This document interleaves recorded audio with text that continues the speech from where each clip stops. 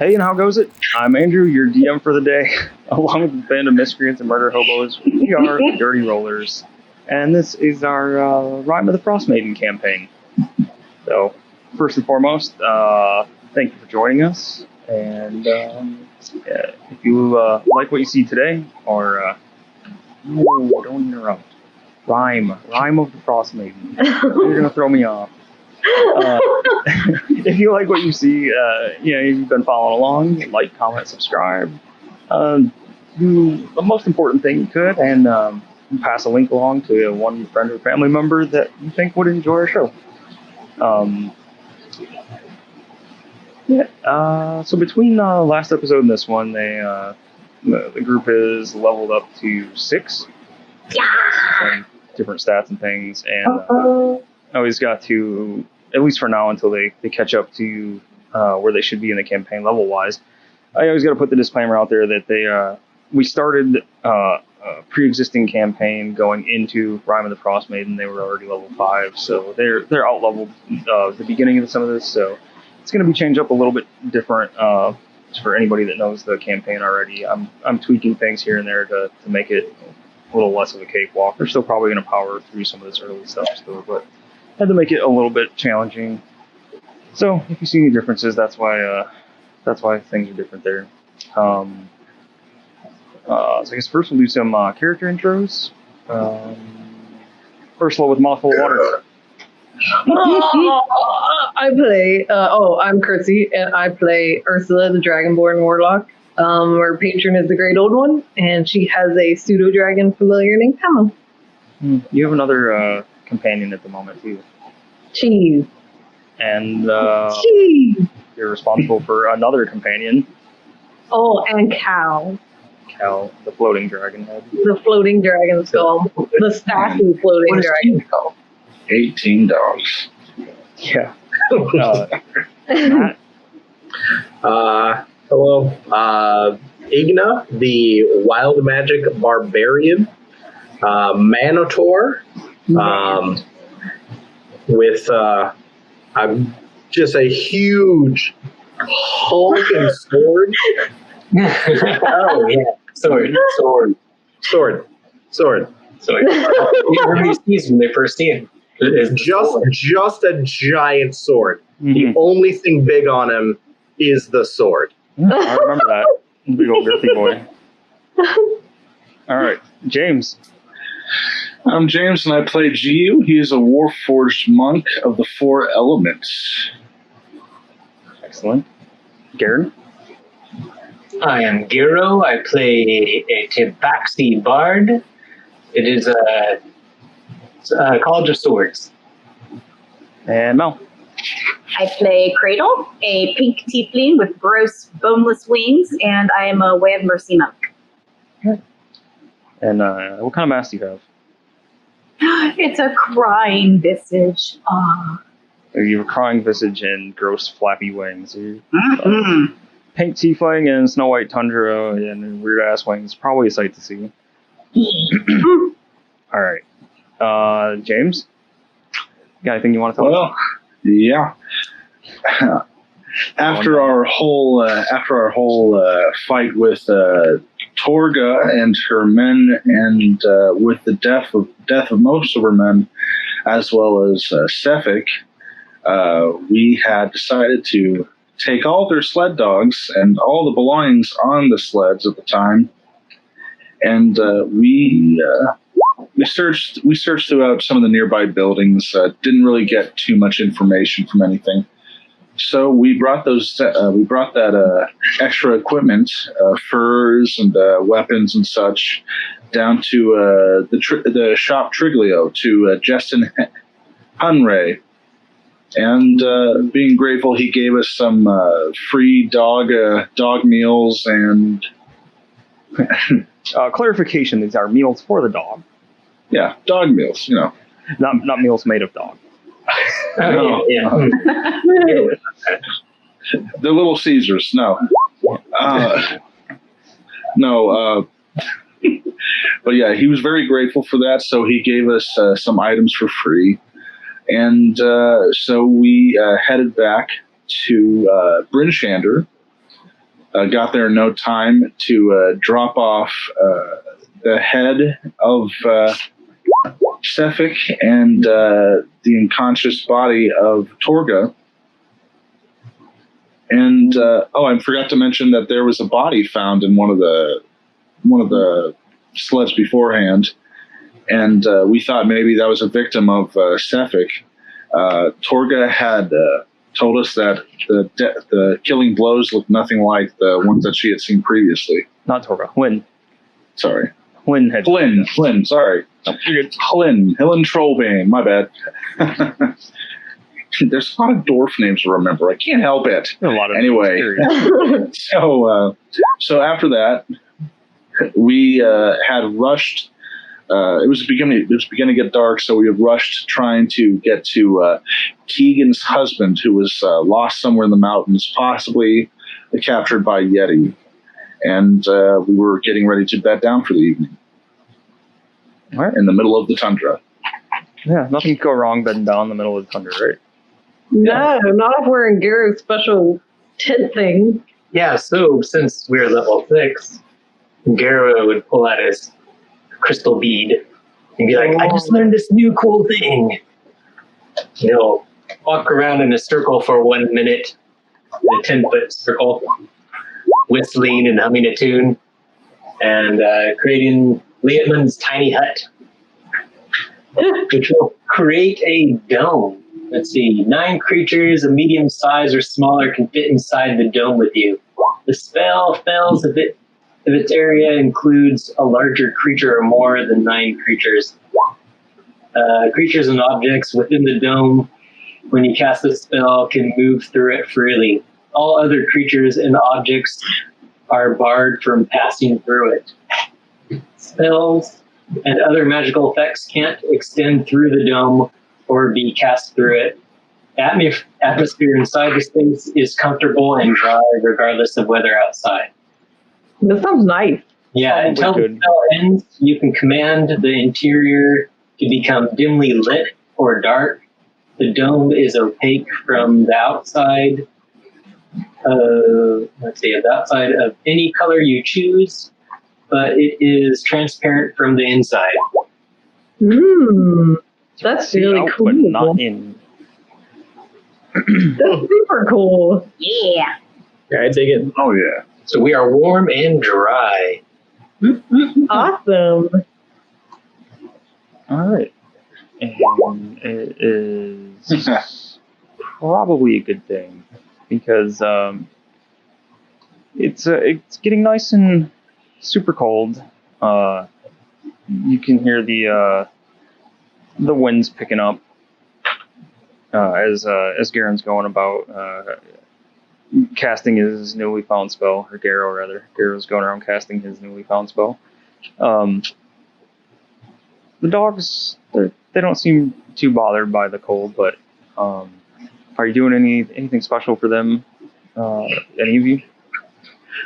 I mean, I say we make a little, since we have the 3 sleds, we just make like a little box for them, like right outside the entrance to the hut, so that, we can go out there if we need to, but, we can keep like a tended fire out there for them as best as possible and just keep them inside. And Jiyu will spend a key point to cast Shape the Flowing River, and as an action, I can reshape, raise, lower, freeze, or unfreeze water. Water, ice, or no larger than 30 feet. So I would at least give them like a little melt the air around there, so they kind of have like a little lowered thing. So hopefully that would kind of help keep them warm too. Mark off the key point. Raising up like walls around the sleds. Is that what you're doing? Just barely, at least by a foot or two, just to kind of hopefully block some of the cold from getting. Like the wind, all around. block the wind. Make it a dry area for them to sleep, so they're not sleeping in snow. Is that what you're saying too? So your little area kind of look like that. Yeah. I'll drape my bedroll over Boosh Barfin Boy. The other dogs look at you like they recognize special treatment and they're not getting it. Oh Favoritism. You've angered the demons. Is it snowing still? It is lightly snowing for the moment. Okay, if it's snowing, then maybe Garo will look up that there's probably try to make a cover over the dogs, like maybe because there's probably I would think there's like tarp or type stuff that covers our gear on the dog sleds. You had tarps and furs and things. Yeah, so I figured we kind of try to prop up stuff and make a cover over them so they're not just getting snowed on. Okay. Seems good. Good puppies. Good puppy. So, if you're satisfied with your little encampment, you can decide if anyone's keeping watch now that you have your hut. Is anybody working on anything overnight, making anything? I'll do some more work on the sock. Oh, the sock. The sock. The sock. Yeah. Jiyu, before that, what is that again you're making? I always forget.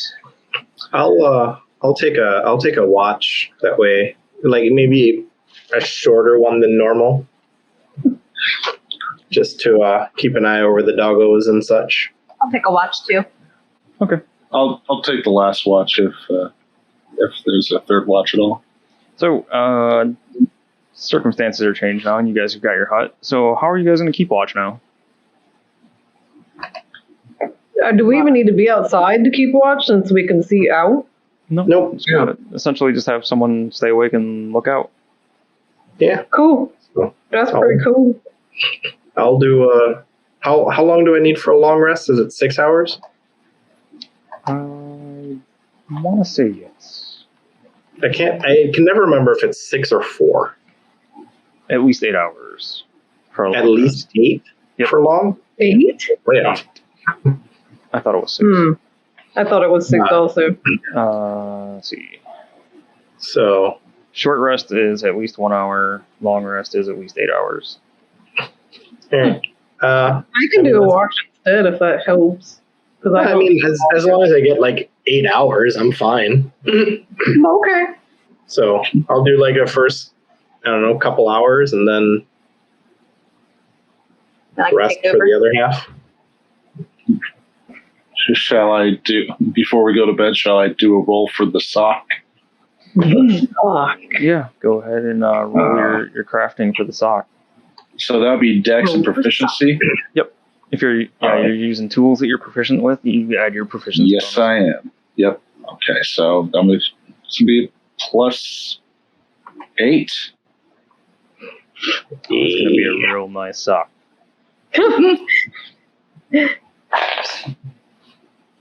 12. 12? A little tight in some areas. It might be a little uncomfortable, but I mean it's a Sure. success for now. Jiyu, I just won. What? Don't you need 2? Are you going to start the other one later? No. I don't really need to know. I'm going to bed. All right. Okay. All right, so he does some work that he's pretty satisfied with on his sock and calls it a night. Matt, why don't you roll a perception check for me on watch? Igna, rather. You got Well, sorry everyone.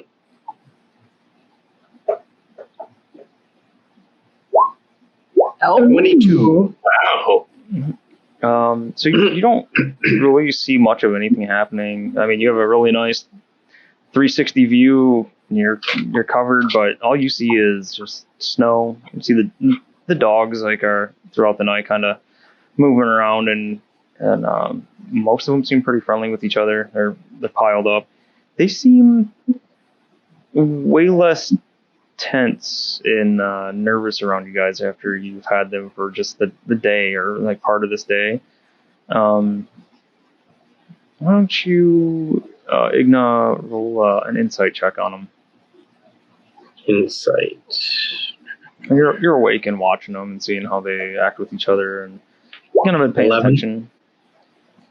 So yeah, you're not really sure why, but they seem to be like calmer and less tense around you guys. Aw.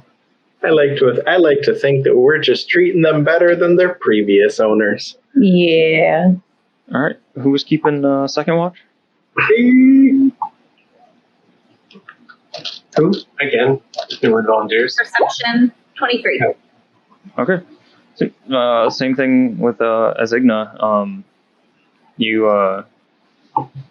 Matt, another day has passed. Okay. I was So keeping track. I was able to get that full rest. Yeah, you'll have a full rest unless something interrupts through the night here. Well, that's what I want to know before I press the button. Gotcha. Same thing, Curdle. You just see like the lazy snowfall. You hear the wind picking up even more than it was before. The dogs seem happy, and you don't see anything else in the tundra around you. Cool. Third watch. Are we doing 3? Yeah, I'll do 3. All right. Yeah. Do it up to you. Alrighty. I'm going to digitally do it. Did you want me to do advantage? I don't have dark vision. Disadvantage? Well, I didn't know if you wanted it to be done that way because I don't have the dark vision. I wasn't doing it, if that helps. just a straight. Okay.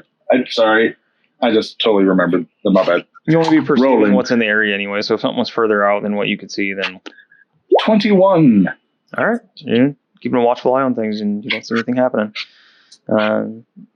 Dogs all still seem good. The only other thing I have to do is have you guys hold on for a second. Ursula needs to make a Constitution saving throw for me.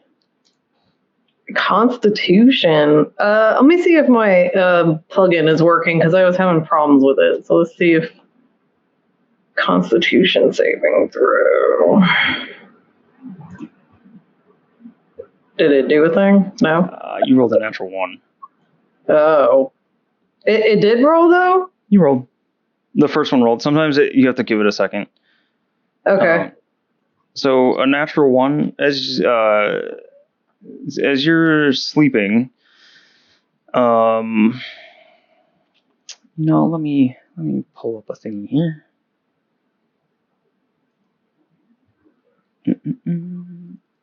Oops. Let's see.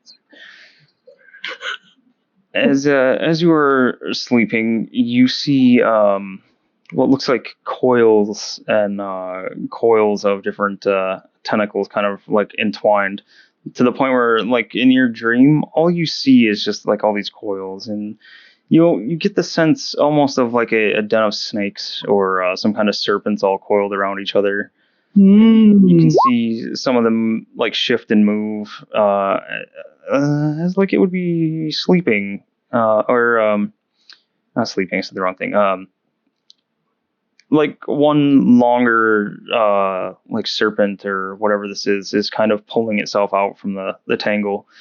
And this dream kind of racks Ursula's brain, and it gives you an unrestful sleep. So Ursula will not gain any bonuses of long rest tonight, and you will actually have 1 point of exhaustion for the night. So what does that actually mean when you have a point of exhaustion? Exhaustion? Yeah, I don't know that I've ever had that before. Okay. Let me pull it. I had a handy dandy sheet. Do you mark that like in Roll20 somewhere, or I mean D&D Beyond? It might be on there, but a 1 point of exhaustion is you have disadvantage on ability checks. Heard of it. So disability on A disadvantage on ability checks. disadvantage. Oh. Yep. Okay. So how does it go away? Do you just have to rest or something? Yeah, you have to complete a full night's rest to get rid of it. A full night, not like a short rest? No, long rest. Okay. Is that the only thing that happens? I have this weird dream that fucks me up. Yep. It's a fitful night's rest. Oh, that sucks. All right. So I'm gonna pop back out of here. I'm seeing Okay. this exactly. It's awesome. Jiyu, you were the last one on watch. Yes. So you hear, Yes, I am. You hear a bunch of like almost like crying and whimpering noises coming from Ursula, and she wakes up with a start towards the end of your watch. Are you okay?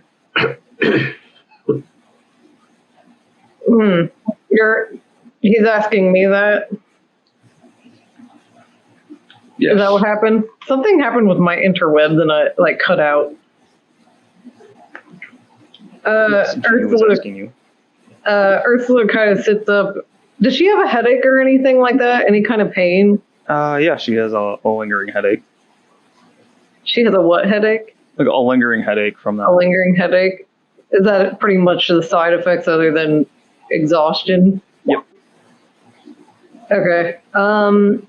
Ursula kind of sits up and she's like holding her head and she's like, oh, my head hurts badly. I had a very weird dream.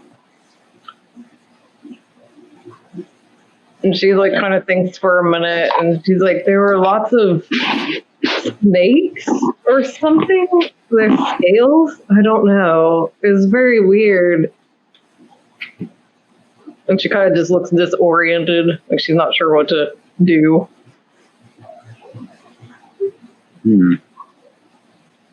Jiyu hands her a water skin. Oh, thank you. Thank you. She takes like a long drink of it and tries to kind of gather herself and then hands it back to Jiyu. Yeah, I've been having strange dreams like this lately. I'm wondering if they mean something, but I don't know what yet. I guess only time will tell. Yeah. Roll a perception check. Me or her? Ursula. Ursula roll perception? Yep. Let me do it on my thing. On your thing. Let me do it on my thing. There we go. Nope. Ugh. Maybe I shouldn't do it on my thing. Maybe I should start rolling my real dice. Sometimes a fang is helpful. Sometimes a fang ain't. That's okay. I know, Fang. That's okay. Ain't no thing but a chicken wing. All right. So no other info or anything gained from that. Okay. So it says the next day. It's what you think is morning, but out in the wild, it's really hard to tell. The lack of sunlight kind of plays hell with your ability to realize how much time has passed. This place kind of sucks. I kind of miss the sun. I miss taking cat naps in the sun, stretching out on my back, let the sun hit my belly. How about you guys?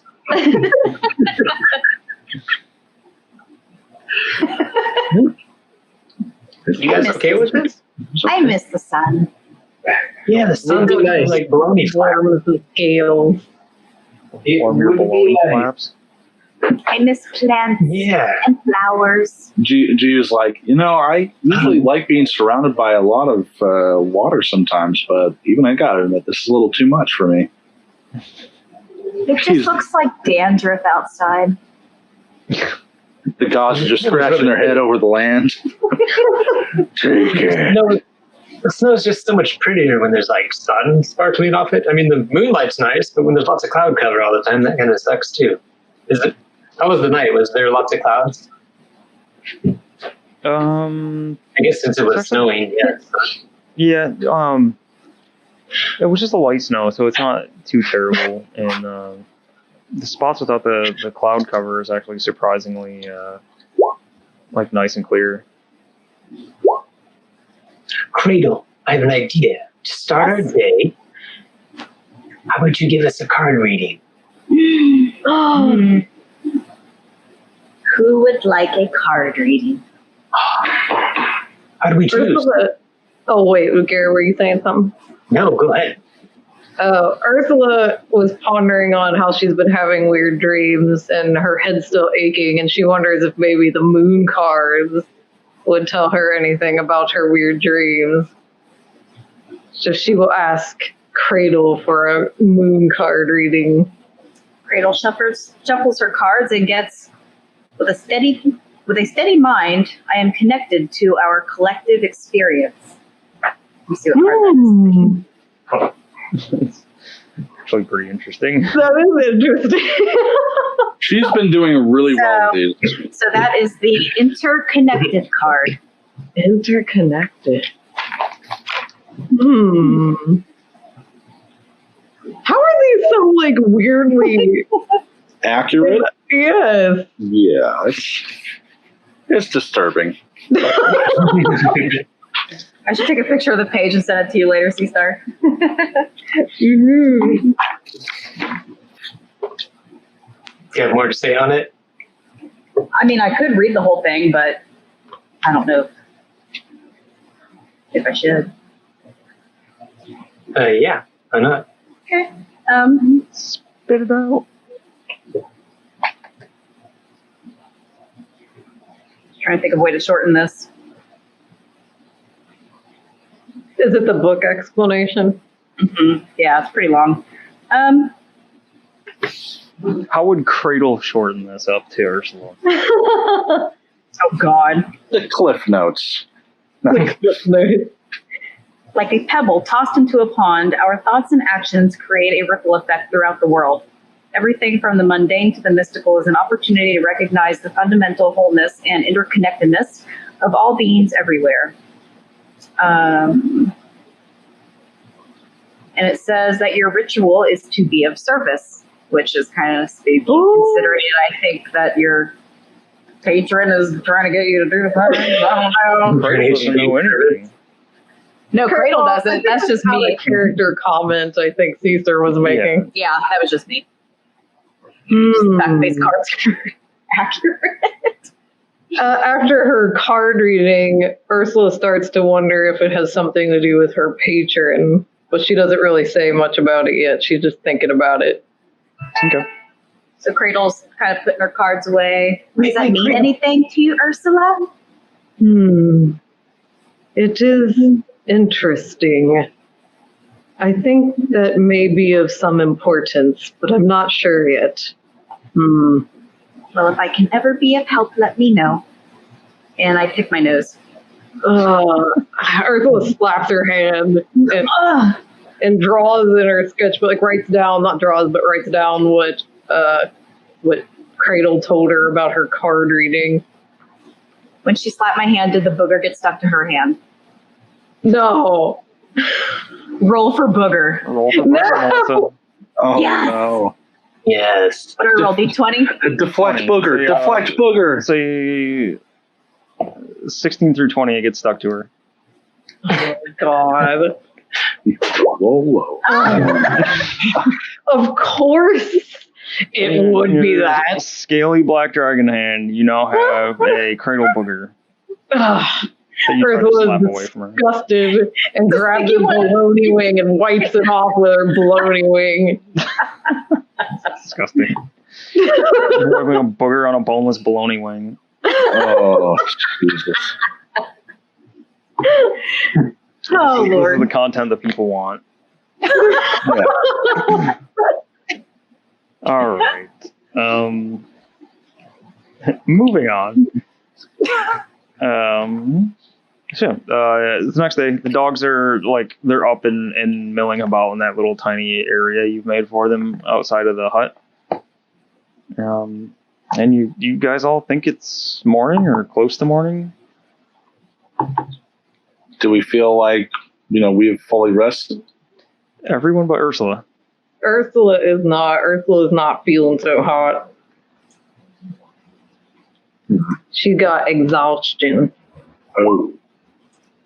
Can we tell that she looks a little exhausted or under the weather? So yeah, most of you guys except for actually, I guess only James and Garrow here. Tumpy would know too. Jiyu, Garo, and Tumpy would absolutely recognize that Ursula doesn't look rested. She looks like she hasn't slept for like multiple days now. Jiyu will Very tired, drained look on her face. Jiyu will come up and talk to Cradle, saying it might be best if you drive for her right now, just so hopefully she can get some rest. I will make her some tea. Make her the tea you made for me. Oh yeah, that did knock him out. Speaking of that, Igna, how are you feeling? I'm fine. I think we have weeks to go. Oh, you? Awesome. This is great. After full moon. Let's test fate. I like those odds. Dang. Did I hear dice? I hear DM dice or something. Sorry, that was my bottle cap. Oh, okay. I had a worry. My bad. I've been rolling everything on Roll20. Ah. Yeah, I was hoping maybe Physician's Touch could do something to help her, but I guess not. what's that do for you? It can affect or help people with conditions, but it's not for exhaustion. It's just blinded, deafened, paralyzed, poisoned, or stunned. Would a healing spell, any kind of healing spell, is there one that would cure exhaustion? I don't actually know much about exhaustion. Well, I know for a fact that the first level, you at least have disadvantage on ability checks. Yeah, Yep. that's what. But as you get up, it's like, I think the next is like, oh God, there's a slew, and it just gets worse and worse. The only way for players to remove a level of exhaustion is by finishing a long rest. Okay, so that's the only way then. Okay. If they have plenty of food and clean water available, and it's only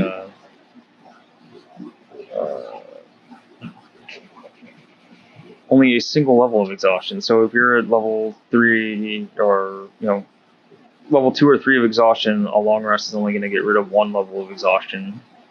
Wow, that's awful. Yep. Yeah, that's some bad stuff. The other way I think you can get rid of it is greater restoration.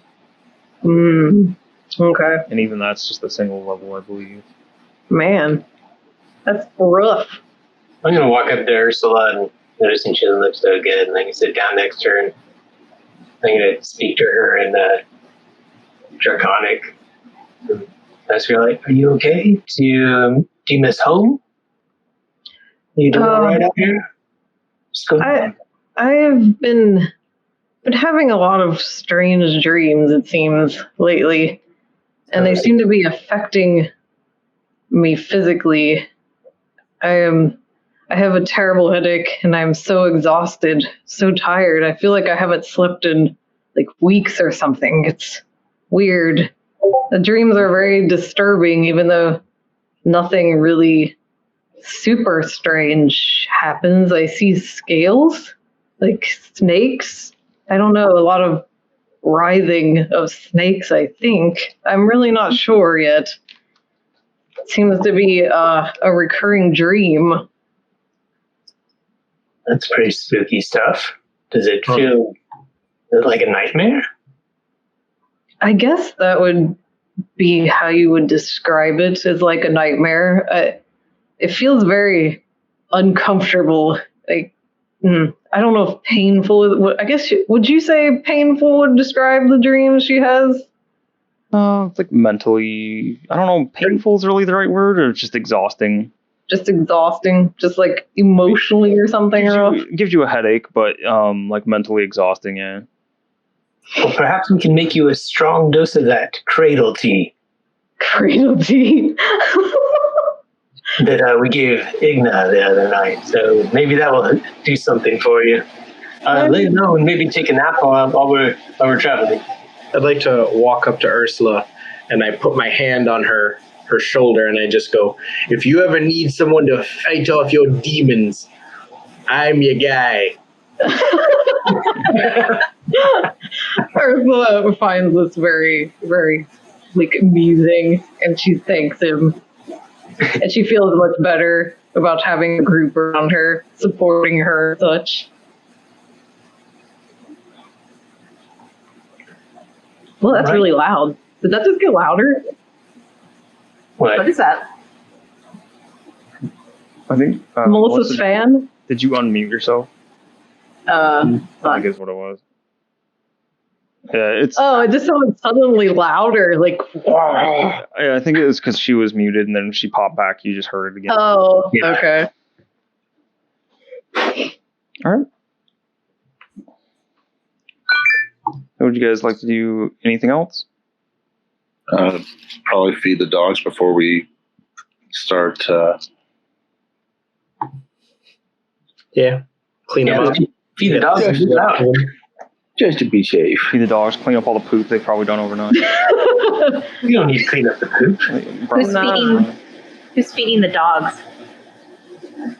I'll help you feed them. I know Cradle is. I can help feed them. Okay. All right. Or am I maybe too exhausted to feed them? Maybe I'll be. Right. We'll What make do you use. have planned? Oh, I was just going to say that we need to say every one of their names as we feed them. Oh my god. I won't do that to the viewers. No, I say that me and Cradle will make a song out of it. Oh my god. Boosh barfing boy. Boosh barfing boy. Yeah, only recognizing 3 of the 18. Well, I could sing them all, That's but your you might favorite. kill me, Andy. All right, so you guys go about the morning singing your song, feeding the doggos. Why don't you? Let's see. The 3 of you are going. So, Cradle, why don't you roll animal handling with advantage while you're feeding the dogs? Animal handling. Do I need to roll animal handling? No. You and Ursula will be giving Cradle advantage here. Cool. 13. Oh, I get to give advantage. 13.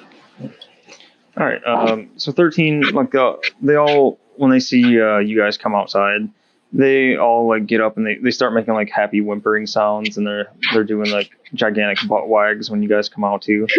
I'm going to do butt wags at them too. Does Cradle have Oh a yeah, tail? you can do that. You got a tail. Yeah. Wagging your tail back at them, and your fucking sloppy floppy baloney wings just flapping around. And yeah, they seem pretty happy. Yay! That tail is cute, but those wings, they're always so dirty.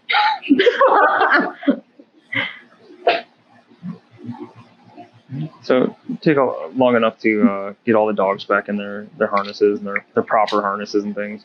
Does anybody have anything else they want to do before you head out?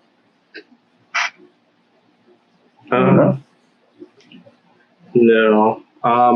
Just a heads up though, Andy. I forgot I was going to do something when we got level 6, so I'm just going to change that now since we haven't done anything. Yeah. What are you doing? I wasn't actually going to go. I was going to multi-class into fighter at level 6. I just completely forgot I was doing that. So I'm going to change that real quick. Yep. Do it up. So be 5 barbarian, 1 fighter. At this point, yeah, 5 barbarian, 1 fighter. Okay.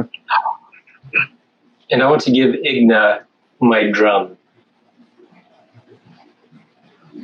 I would like to. Oh God. They're like, Does this? I would like to take. I'll take the drum. I would like to turn to Jiyu, and I would say, Jiyu, how is your leather work? I only work with. I'm only able to work with weaver's tools. I think you'd have to talk to somebody else about anything with leather. Game. So I'd like to try to fashion it into a holster, like a belt, so that I can wear it around my waist. I could try to make you a garter belt. Ooh, thank you. Yes. Make it fit this drum so I can wear it around my waist.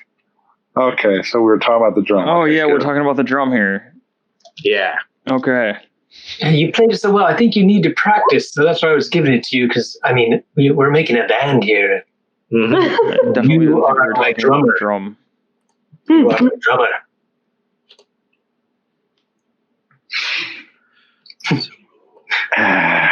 Yeah, so you could weave maybe something into that sock,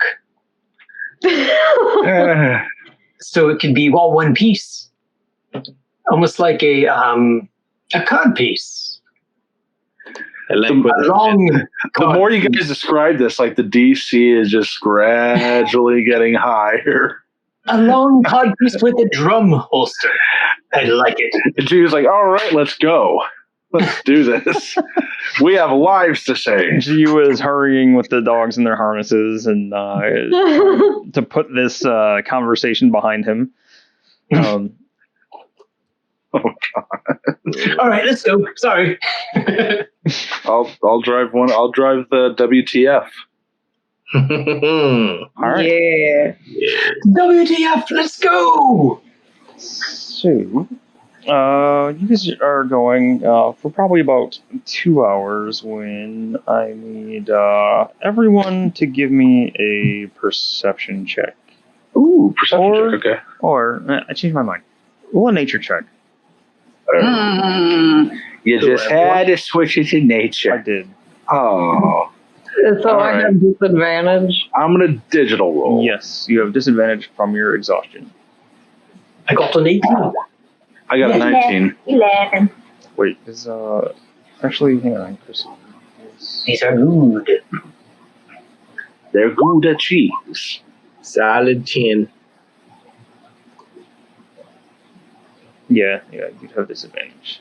I'm trying to So say. Andy, during the day, I mean the day night here, does the day night look different than the night? Yeah, so there's like dim light versus darkness. Okay. It's not at all like sunlight.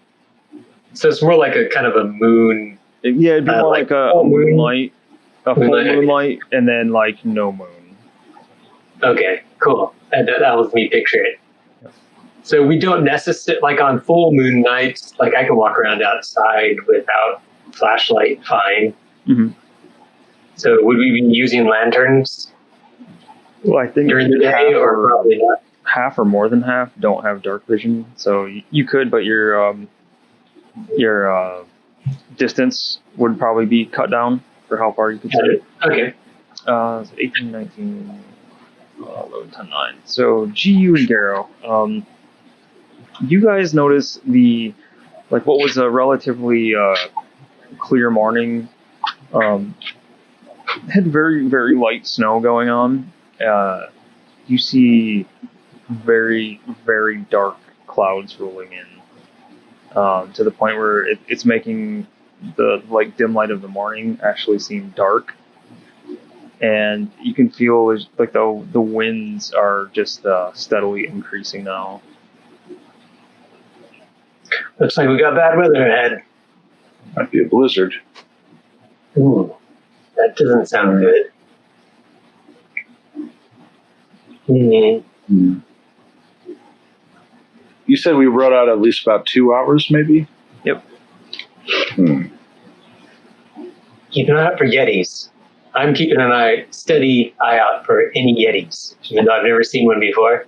Having read the book, would I know that if they just kind of stick near mountainous areas and not really go to the tundras, or?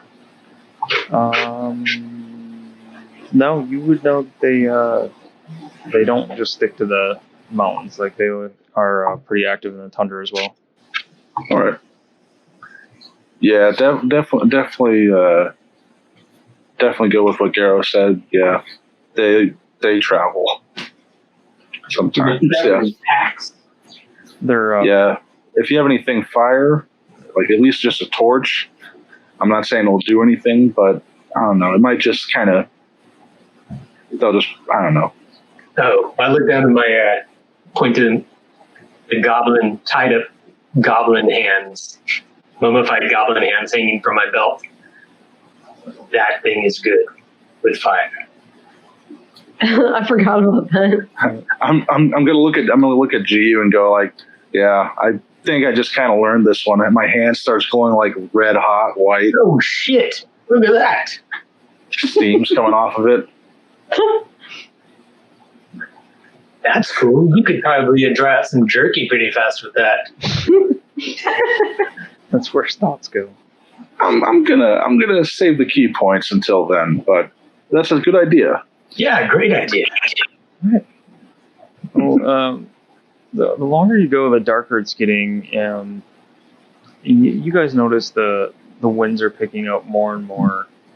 The snow is starting to come down, like, just harder and harder the further you go, and the snow combined with the picking up wind, it's making visibility get worse and worse. And before too long, you guys realize you're pretty much about in the thick of a full-on blizzard. The snow is whipping around you so much you can see just barely 30 feet in front of you. The dogs even seem to have slowed down quite a bit, unsure of where they're going. I think I hear a flapping sound. Like a...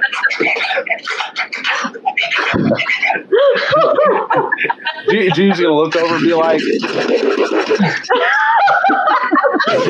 There's two things that could be. That could be either Cradle's baloney wings or Igna's man member. G's just gonna look over at Garrow and be like, I still need to make those wing covers. But I gotta finish the You song. need covers for both so we don't hear these sounds. They'll Velcro, whatever that is. I'll Do we need to I feel stop? like Igna needs like a windbreaker on his pole. Probably. Can I do a perception check just to see if there's anything I can see, like out of the normal?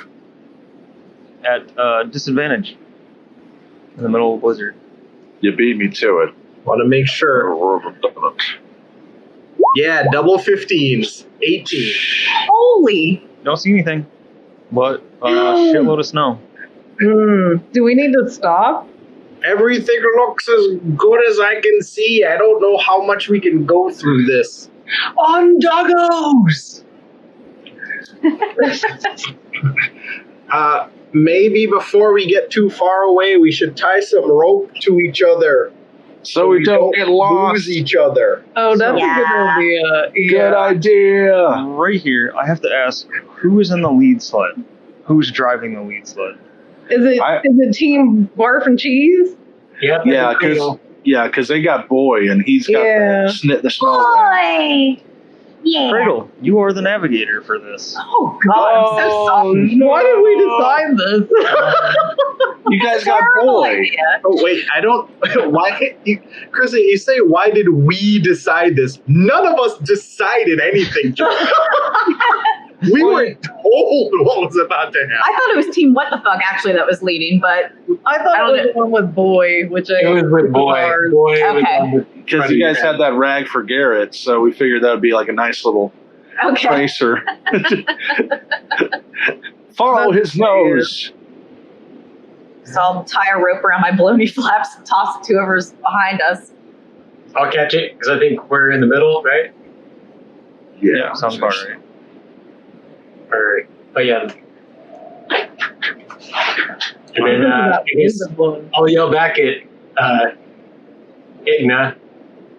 Can you catch this rope? Toss it back here. Yeah, gonna wrap it around our sled. And I'm gonna hug it.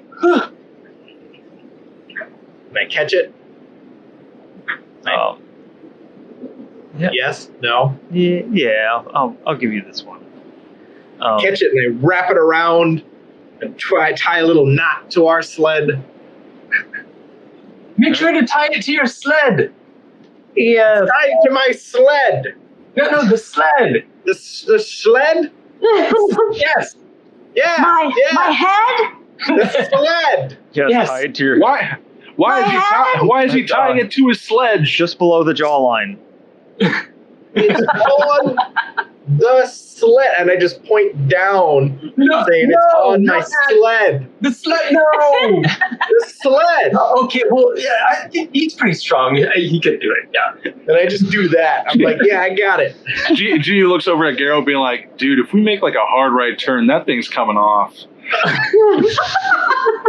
I get dibs on jerky, and your hands are cooking it. You can use it as a sled. I like this plan. Let's hollow it out into a canoe. Fucking like toboggan.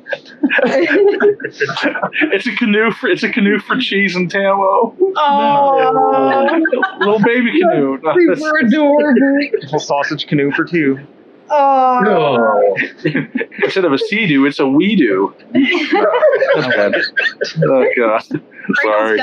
Cradle's gonna take her bedroll and tuck in Ursula as much as she can since she's exhausted, and she's gonna put her finger in her ear and use minor illusion to make Ursula look like a big basket of onions. So if we start getting attacked, they won't notice her right away.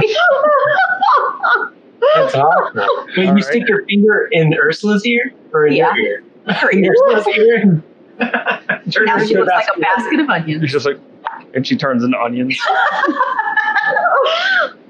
She just looks like she turns into onions.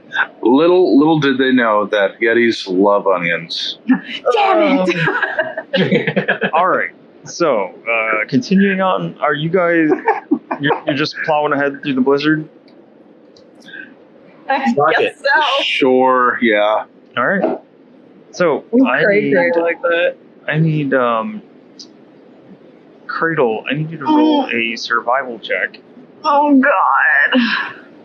You got this.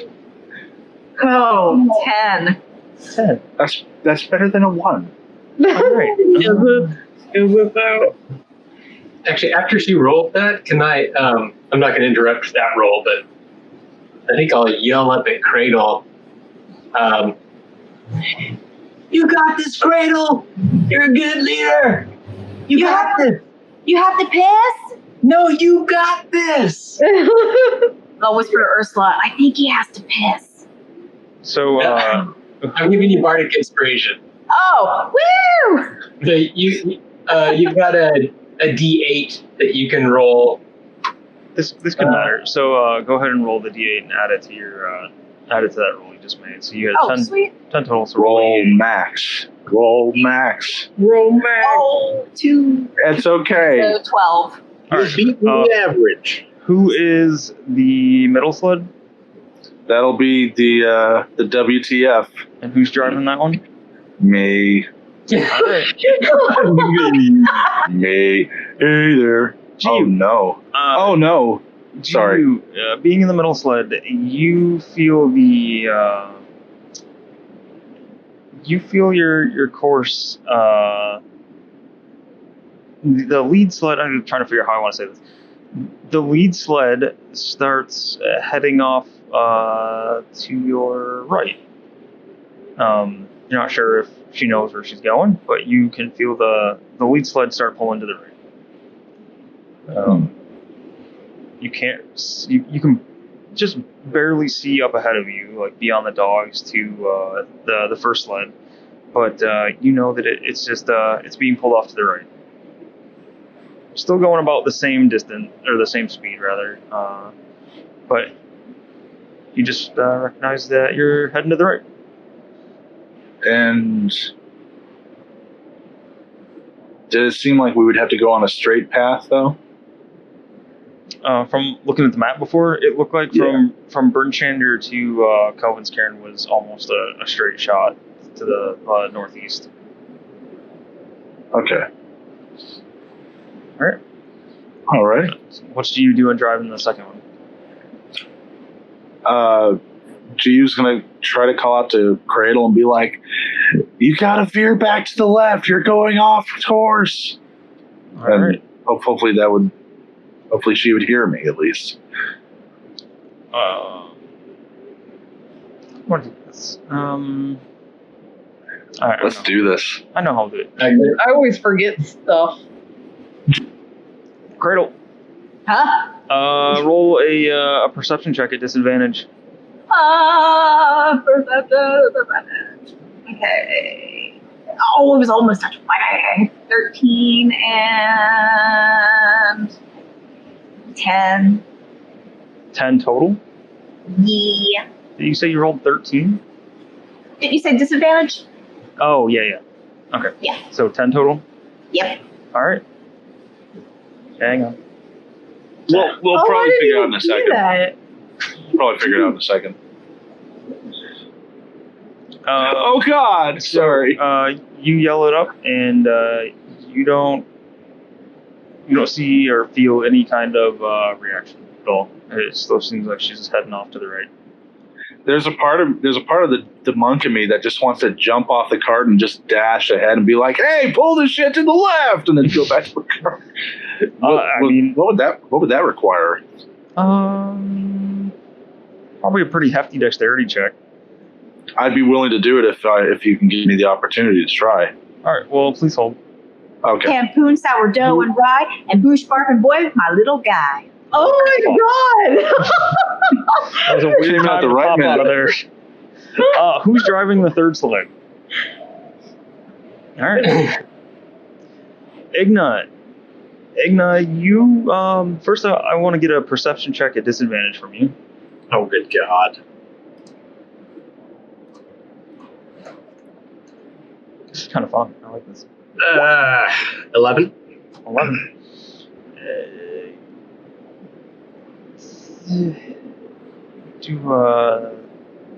Followed by a survival check. It's close enough. I'm gonna give you another little shot here.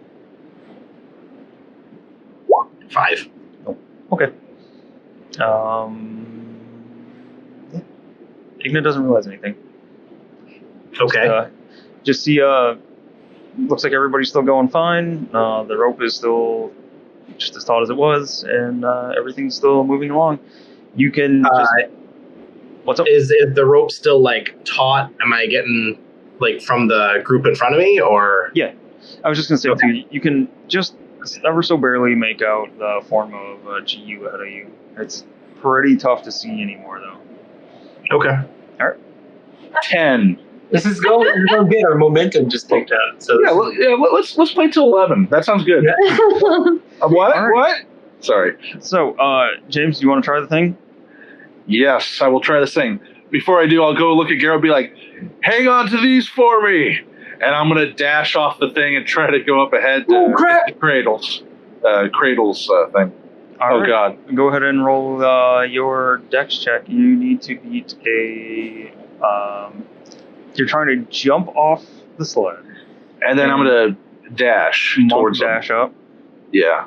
All right. It's pretty tough to do, so go ahead. All right. I just had to get my number. I still have that inspiration that you gave me too, so if I fail it ridiculously, I can at least attempt to do it again. Oh God. Okay, just a dex check, nothing else. Just a dex check. Please, Lord.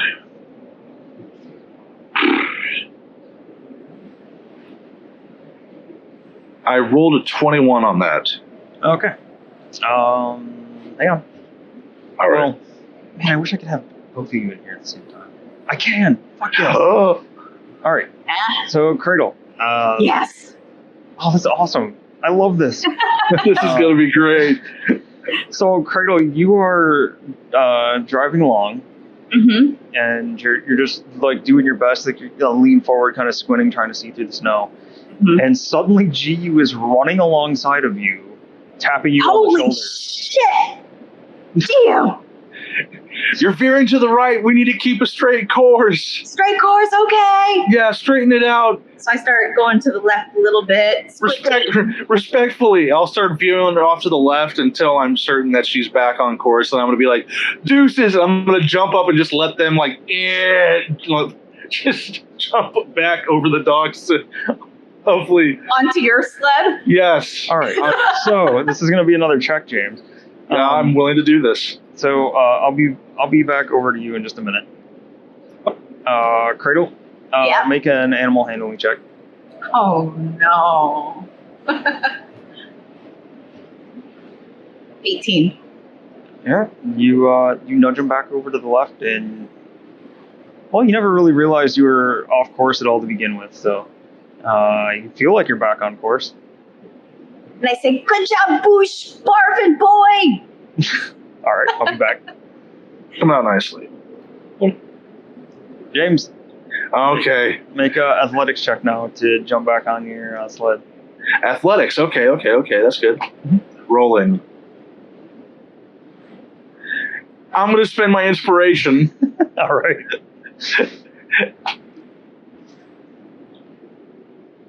I'm going to do it one more time.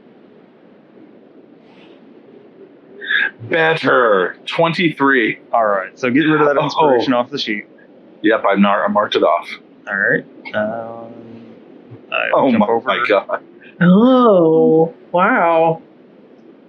Igna, Oh no. you're trying to keep your eyes ahead and keep an eye on the sled in front of you. You had eyes on Jiyu, and you swear, like you're not sure what exactly just happened. You see him step off of the sled as it's moving and just takes off into the blizzard. And as you're watching, just like a handful of seconds go by, like enough to get your heart racing, and then you see something fall out of the sky and land just fucking majestically, perfectly back on the sled in front of you, and retakes up the spot where Jiyu was. What? Checks. All right. Ability checks. Oh, ability check. So, No. all right. So Oh no. Did Igna lose his wiener? I'm afraid. I don't know what just happened. okay. Oh my god, did Tumpy fall off and he grabbed you by it? He's just hanging on like, don't let go. No. That would be amazing. I'm pretty sure I saw something in the blizzard, but I don't know what it was. It doesn't was quite make sense to your Igna brain. yeah. I'm trying to process what I just witnessed. No. It's actually after you witness this, it's getting even worse. Like this blizzard is getting just stronger and stronger. The wind is picking up even more. The snow is getting worse, and what was bad before, like your visibility conditions are getting to be almost none. Drivers, what are you doing? Or I guess pretty much all of it depends on what Cradle's doing up front. I think I'm going to stop for the moment. Like, hold up, doggos! And I'm going to shout back to Garo and Jiyu. Wait, where's? I just saw Jiyu jump off and start running into the snow. After that little thing, probably like a moment or two later, you just see me do a backwards jump, and you guys just like slid, and I just hopped back on as you guys were coming with that force. What was that? Did you have to poop or something? No, I had to correct the course. Plop some sprockets out and jump back on. Spacely sprockets. And I have no butthole. I know I was feeling for it while you were driving. So I'll shout back to you guys. Should we stop or keep going? We might have to stop. This is gonna get worse before it gets better. What about the dogs? I can try to make them a shelter. Let's build a shelter. Let's huddle the sleds together again. Okay. All right. I can put up the hut again. So Cradle, she brings the dogs to a halt, and Jiyu, you can feel the tension leaving the rope, and you have a pretty good idea that they're stopping. So Igna, same for you. You can feel the rope go slack, and you safely bring your team to a halt. And you're in the middle of this crazy ass blizzard, and you guys are gonna try to cast the hut and circle the wagons up like you did before, or the sleds rather. Yeah, and I'm gonna do some more shape the flowing river to at least attempt to do like they have the hut there. I'm gonna try to make another circle nearby to where it's like an 8, and hopefully an igloo-esque thing will kind of build up next to it just to kind of at least shield the dogs from the harsh winds. It'll take me a couple key points, but it'll be worth it. You're gonna cast it a few times then? Yeah, because I can only cast it. Hold on a second. Let me look it up just to make sure. It is Shape the Flowing River, an area of ice or water no larger than 30 feet, side of 100 within 120 feet of me. So I can kind of raise it, like raise up ice. So I could probably do like I don't know. I'd probably have to cast it 3 times just to make sure it'd be like kind of like at least half a dome up against this thing. So at least we can get a few of the dogs in here with us, and also some of the dogs in here in the regular igloo, if you would allow that.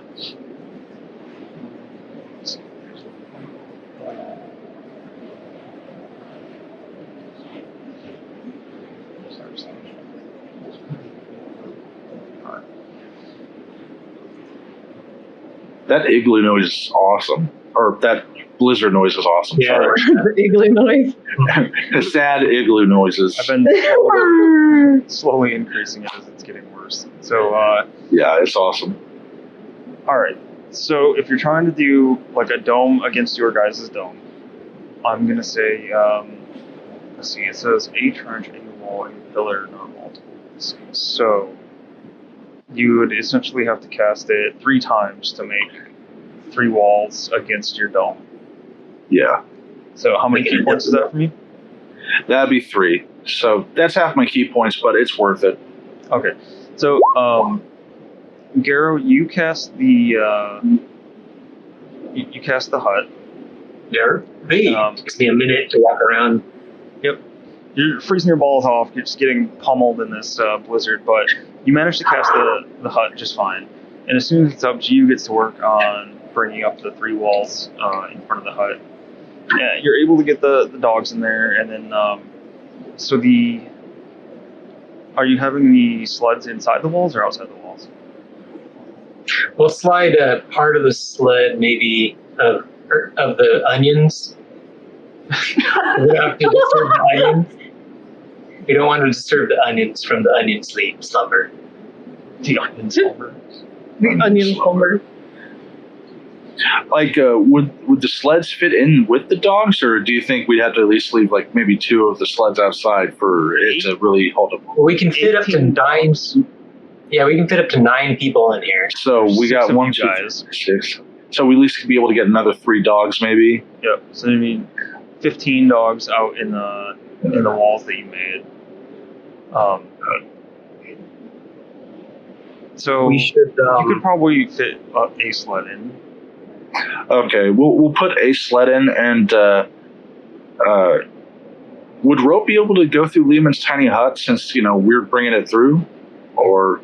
I want to say. Well, what are you trying to do with it? Well, I was gonna have like a sled on one side, like where the meeting points was, Oh, it says, and one on the other, and just kind of have them tied together, but Yeah, tie 'em up. in between, just so like. it says and all hopefully other that's creatures and okay. objects are barred from passing through it. Okay, so. So creatures and objects within the dome when you cast the spell can move through it freely. All other creatures and objects are barred from passing through it.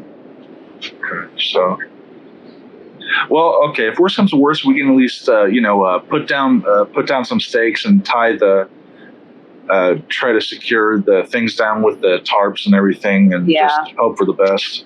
Okay. I was gonna say we could probably like against the walls, like put the sleds like upright against the walls, Yeah, like a reinforcement kind of a thing, yeah, and then That'd be just good. tie them down.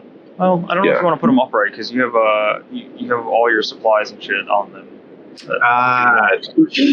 Do you need me to do any survival checks or anything like that for any of this? Or- So, not for making the walls, but for if you guys are doing like staking the sleds down or putting up tarps or anything, whoever's doing it will have to make a survival check. I'll do it. I could make one of the sleds invisible. You might want to hang on to that just in case. You know, you never know. We could have taken the sleds and put them like halfway, all like slightly partially into the dome, and then I could have cast the dome so that the sleds are kind of anchored into the dome. Would that work? I don't know. I don't really know. It's just an object in the dome when you cast a spell can move through freely. I would think they'd count that as like having to be all the way inside of. Okay. Yeah, because doesn't it say something about if the dome isn't, or if something's not in the dome, it ruptures? The spell fails if its area includes a larger creature or more than 9 creatures. Okay, so that sounds like, then it would fail if it was like over capacity. That would be over capacity, I would think. Yeah, I'm gonna say you can't have things like half in, half out of it. Yeah, that sounds right. Okay, I got a +4 in survival, but does anybody else have any survival skills? Like, just in case? I have a +3, so. I I got a +2. 1 second. Yeah, I got +2. And Tumpy's got a +4. Screw it. If it's cool with you, G would like to try to do a survival check. Just to. I say either you or Tumper do it. Yeah, either one of us. Carry your weight, Tumpy. Go ahead. Yeah. Oh wait, can Tumpy roll with advantage if Jiyu helps him, or would it just be kind of a one-person thing? No, you guys can work together on it. Alrighty, teamwork. I believe we're all working right now because this is like crazy. We're just like, oh crap. Let me. Oh, it's not letting me do the advantage disadvantage thing. Okay, well he's got a +4. Okay. Just look like a blizzard. Snoring onion. 21 altogether. Alright, so 21. Jiyu and Tumpy are able to run around and stake everything down. Put up a little, or like a decent sized tarp, or like a collection of your tarps and furs over the walls that you made with Shape the Falling River. You have an even better like structure than you did the first time you guys used the hut. So, you're satisfied with that. Jiyu and Tumpy, I'm assuming, go back in the hut and try to wait it out. Yeah. So, about an hour and a half has passed since you guys first got into this blizzard, and it does not seem to be letting up at all. In fact, the longer while you're in this, you can tell that it's just gonna go. It's completely white out. You realize that you're very happy that you stopped. Otherwise, you would most definitely be lost. Lower this since you guys are in the hut. It probably cuts down some of the noise. Awesome. Are you guys staying up and trying to wait it out, or are you just gonna take the time to just like try to sleep and get going once it's done? Well, let's do some. Well, if it'd be cool if I can do some sewing while on a short rest or something like that. Yeah, I'm taking a short rest for sure. I want to keep an eye on the dogs. If any of them look like they're really rough out there, I'll switch positions with them. You can't switch because it only At lets all? in it only lets in people that were inside of it when it was made. Oh. So there's the 3 that you guys brought in. They're fine. Okay. Um, Sad. Yep. So, sorry, what were you doing while you're inside the hut? Oh, well, I was just going to ask if just to pass time, if I can sew while doing a short rest, or would I just have to sit there and just kind of wait it out beforehand? Alrighty. I'm short resting. Yeah. I'm just doing this so I can get my key points back. Yeah. Yeah. And let me do a dex check for the sock. Please be better than 12. It was a natural 20, I swear on my life. You're good. Finally, they did it. It'll be 10 more sessions before the stock's finished. No, It's natural that 20, long. 2 successes. You already had one. So Awesome. you use your time inside the hut with your model sitting right across from you, and you're getting some long, good looks at it. You're able to wrap it up nicely. You're pretty happy with how it's finished. Jiyu's just gonna, do like the sit shuffle, and just be like, oh, I got this finished for you. Just, be careful, and I'll work on the drum thing after a few other projects. Are you making contact with him? What now? Are you looking him in the eyes? I'm looking in his general direction, so I guess I'm looking him in the eyes. Wait, you said you're looking at I'm his being respectful about this. direction? I think you should help him put it on. Oh my god. No. I'm just gonna hand it to him and be like, here you go, buddy. And hopefully that'll keep you warm. But how do I know if it's on right? If it doesn't fit you, just let me know and we can just, get rid of that one and I can start from scratch. Stay right here for a second. No, let me try please. So, what does it look like, James? Or you? How did you make it? It's got some nice patterns on it. Is it striped like a barber's pole? What have you done? A barber. This the candy cane, the white and red twirly around. I was really stuck between that or the Beetlejuice black and white, barber pole. But I wanted to do the candy cane for the winter time. For the winter time. All right. You Igna now have in your possession a candy cane. Cocksock. Yeah. Sorry. I'm going to add that as a custom item. And now Jiyu's like, okay, now I can clean the palette and work on baloney scarves Did you and put a also a pom-pom regular at the end scarf. of it? And work on a regular scarf for Ursula because this weather's really getting to her. Jiyu, did you put a pom pom on the end? No. Okay. I just want to make sure we have like a perfect picture how it looks. So, It looks like a weird mushroom, a candy cane mushroom. okay. Put a jingle bell on the end of it. Man, we gotta get that thing enchanted. We can hear when he's awake and walking around.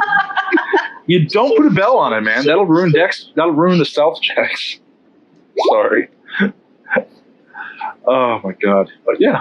Nice. Yeah, We want the thumbnail to be able to actually be, usable. I honestly think that should just be. You just see like the shoulder and like the back of the head of Igna, and you just see Jiyu just holding out a sock. Yeah. What looks like a sock, but nothing more than that. But yeah, that's all Jiyu will do for his short rest, and yeah, he'll just plan for the baloney flap covers and Ursula's scarf, and something else for We have Daro. so many loads. All right. So, is anybody else doing anything while you wait out the blizzard? I'm just watching If the Ursula- dogs. If Ursula keeps sleeping, can it be a full rest? Yeah, if she keeps sleeping and it lasts long enough, then yep. Okay. So, Cradle will just keep peeking at the dogs and peeking at Ursula, trying to make sure everyone's okay. Cradle, you are able to like come and go freely out of the hut. They just can't bring anything else in with you. Do any of the dogs look like they need to be healed? Like have any frostbite or anything? No, and other than like the draft coming through, like where the wind's getting up under the furs and the tarps, it's actually not too bad in the little like lean-to thing you guys have made, like the little 3-wall shelter for them. And on GU's 21 for survival, like they did a pretty good job of covering the tops up and everything. So it's the dogs look just as comfortable pretty much as they did last night, and you'd never guess from how they're acting and relaxing that there's a full-on blizzard going outside. Oh yeah. So before too long, boredom starts to settle in on you guys, and this blizzard just is not seeming to stop. And I don't know if anybody saw my roll earlier, but it was a solid 7. The blizzard rages on for 7 hours straight. before. At least I get a full rest. And you do get a full rest. Can I consider that a long rest then? Or is it a... Yeah, you were resting up too after you made the hut. Well, no, you weren't. Ursula got the long rest because she was already sleeping on the thing as her onion sack. So Garrow, by the time you got in here, would only be about 6.5 hours. Okay, so I don't get my spell slot back. Right. That's cool. I don't need it. What if you need another hut? How many level 3 slots do you have? 3. Oh. Decent amount of huts. Yeah. I got 2 more huts. So after No one outgarrows the hut. after 7 just incredibly long hours, it's about that long. About 6.5 hours, like it starts dying off, and at the end of the full 7th hour, it finally dissipates and lets up. If you gave it a little bit extra time, even just like looking out of the hut, like you can see it. You can see the sky again, and you don't see those angry dark clouds above anymore. You just see like that dim light. So this would have been, you guys are up 7 hours, 5 hours. So it would be right around 3 to 4 in the afternoon by the time this is all done.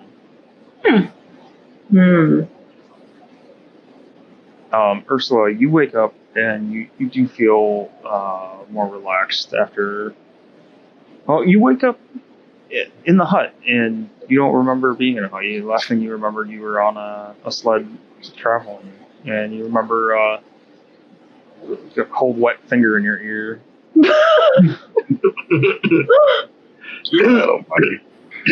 Oh, I guess they're slow, and we could be like, "What? Wait, what happened?" I'll put my face in front of hers a few inches away, mouth breathing. How are you feeling? I was better, but and she like pushes her face away a little bit. Thanks, I'm better now. Is everyone fine? What? We're back in the hut. Yeah, there was a blizzard. It was bad. Oh. And she kind of looks around and like, so it stopped snowing and everything now, right? Yeah, it's done snowing now. Okay, so we just see piles of snow around us. Ursula, you look rested. You feeling much better today? I am. I'm doing much, much better now. All right. So you can remove your exhaustion, Ursula. Yeah.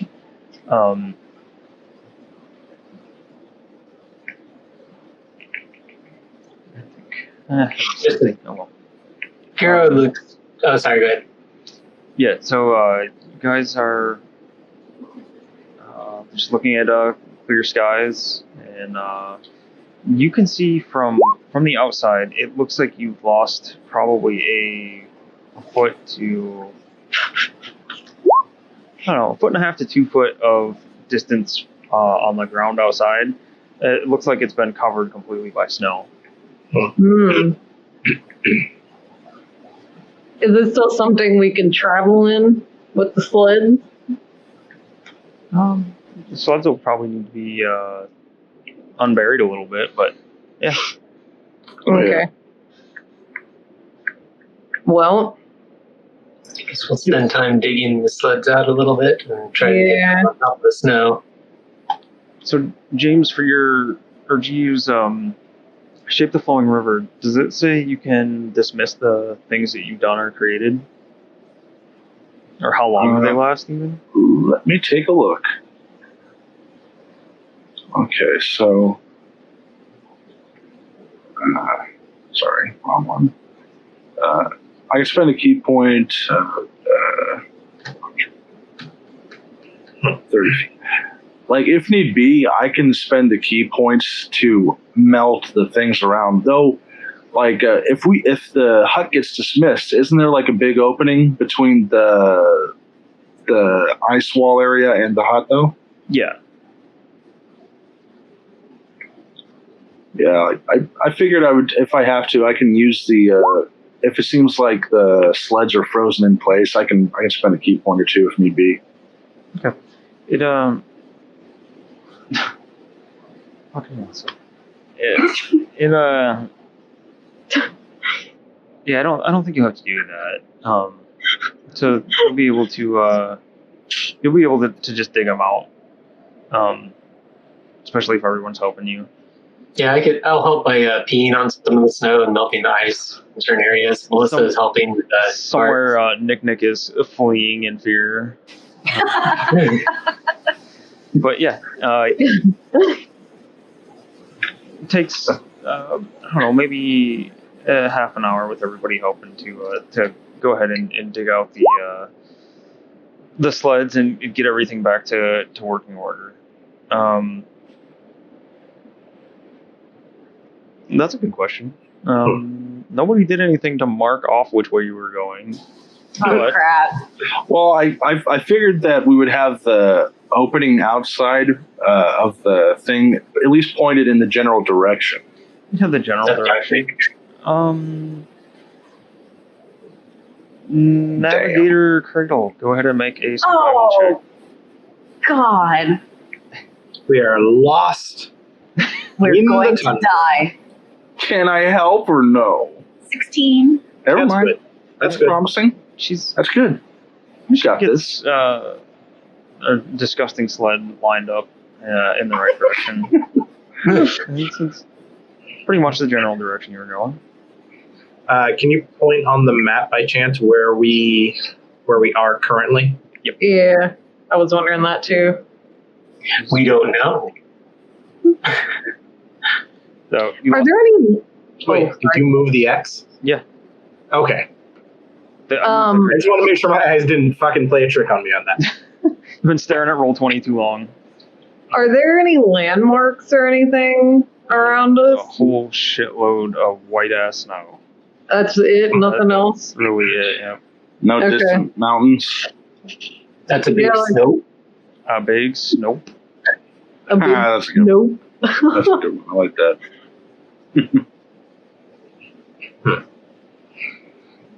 All right. So it's about 4 in the afternoon now. You guys are gonna continue on.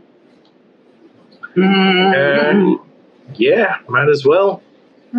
Onward, boy! Onward, always knows. Oh my god. So it takes another, say, hour and a half, and you guys get up to the Red X, or like the general area of the Red X. And Don't stop us there. Come on, one more hour. Don't. Please, I will pay you $100. no, I'm not stopping it there. I just, Okay. He's gonna make like $700. You're going to be scale. rich very quickly if you don't stop us now. no, I had to pause to take it to the next page. Okay. You're gonna Sorry. lose it. Sorry. That's crying. Now I've got a taste for blood and I want more, okay? I'm sorry. I'm sorry. I'm sorry, guys.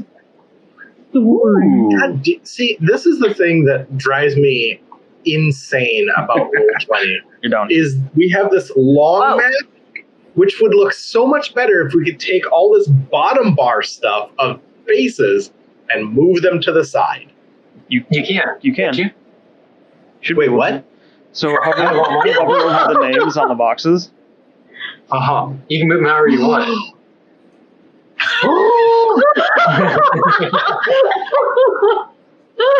Look how happy he is. So happy now. I'm going to have to do this every time I log in, though. Yeah. And if you That's better than nothing. reload Roll20, then you have to do it again. Would this get affected if the DM changes pages? I don't think so. It doesn't for me. This is great. Because I have my stuff changed too to where I pop myself up on the side and then bring you guys over so I have some more space towards the middle. This is great. I actually thought about trying to put everybody up. I don't think there's enough. I wish it gridded, but this is still so much better than it was before. Oh my god. I'm so happy. I take back what I said. I'm so excited. All right. So everybody's vision is working, right? Yes. So the only reason some of you can see right now is because someone was smart enough to say that you put the lanterns on the sleds. Oh. So Who was that, James? I don't remember. Is it Garrow? Is it Garrett or James? I feel like. I think we both said it. Yeah, I think we both possibly. I don't remember. So you guys, Aw, Andy used my token. you did. Aw. You guys come up to a spot in the snow where the dogs actually slow down, and the dogs are the ones that realize that something is different up ahead. And the lead sled here, yeah, I got you guys over here. The lead sled comes to a stop, and the dogs are all like standing right at the front of something. Boy is not actually over the edge; he just ran out of space. I forgot to add him earlier, but Fell off the cliff. Just hanging. Is it hanging there? so it's less of a cliff and more like a ridge. Like you come up to like a snowy ridge, and you can see that it drops off down the other side in more of a gentler slope than what this looks like. I couldn't find something to work right. And so you could actually probably just go straight over the side and down, but there is a clear path in one spot. The dogs, however, like just haven't gone over this just yet. They have stopped at the ridge. Does this look suspicious to us, like in any way? Like, are the dogs acting fearful? Yeah. Or Yeah. frustrated? They're Are not they? acting fearful. They're just acting like they weren't sure about going over the ridge just yet. Okay. I want to walk down there and walk ahead of them. Yeah, I'll follow along with my bow staff, and I'll wrap some more torch wraps and pour that cheap alcohol all over it and light it up. I'll go with. tinderbox. I'll get my poop bag out. My poop bag out. I guess I'll stay with Tumpy and Ursula. All right. So, Cradle, you're first to see up here. There appear to be partially covered tracks in the snow. Either this part of the tracks just caught the very edge of that blizzard that you guys were in, or the blizzard just didn't hit up this way.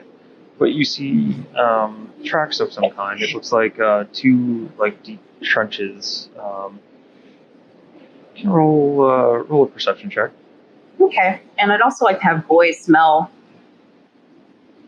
for his daddy. Okay. You said perception? Yep.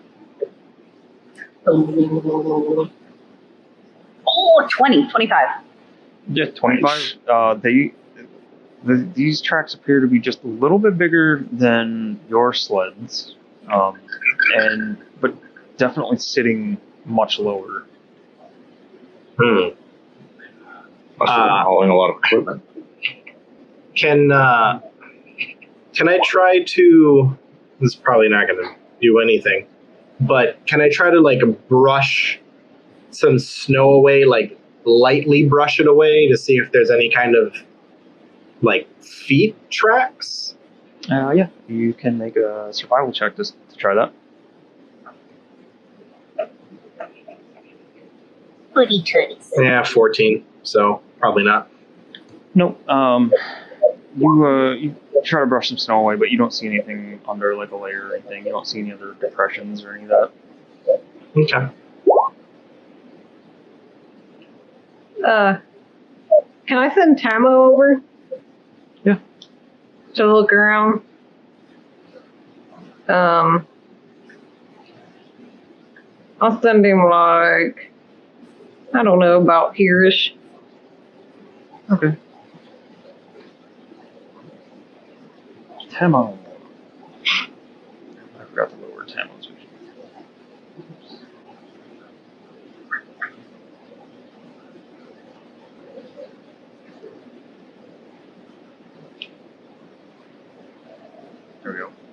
Does he see this?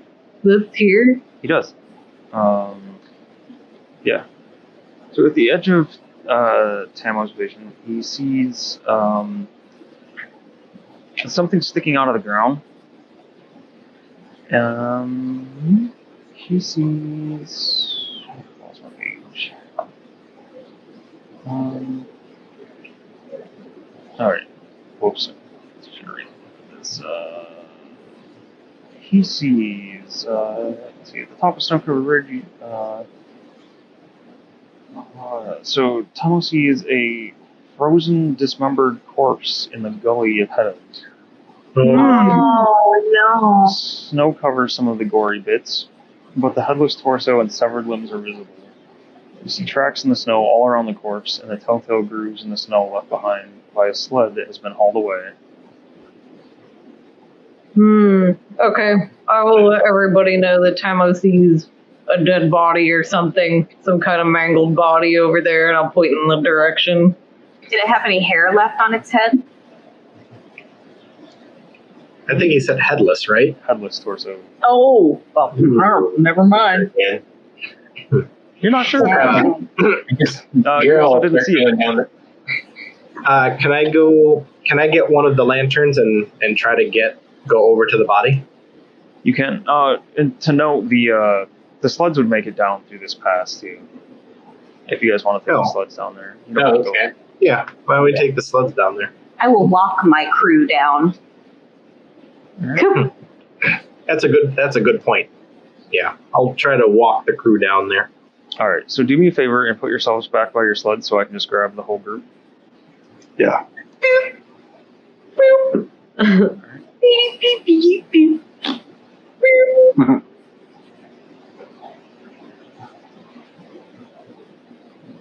Guys, it's gonna be.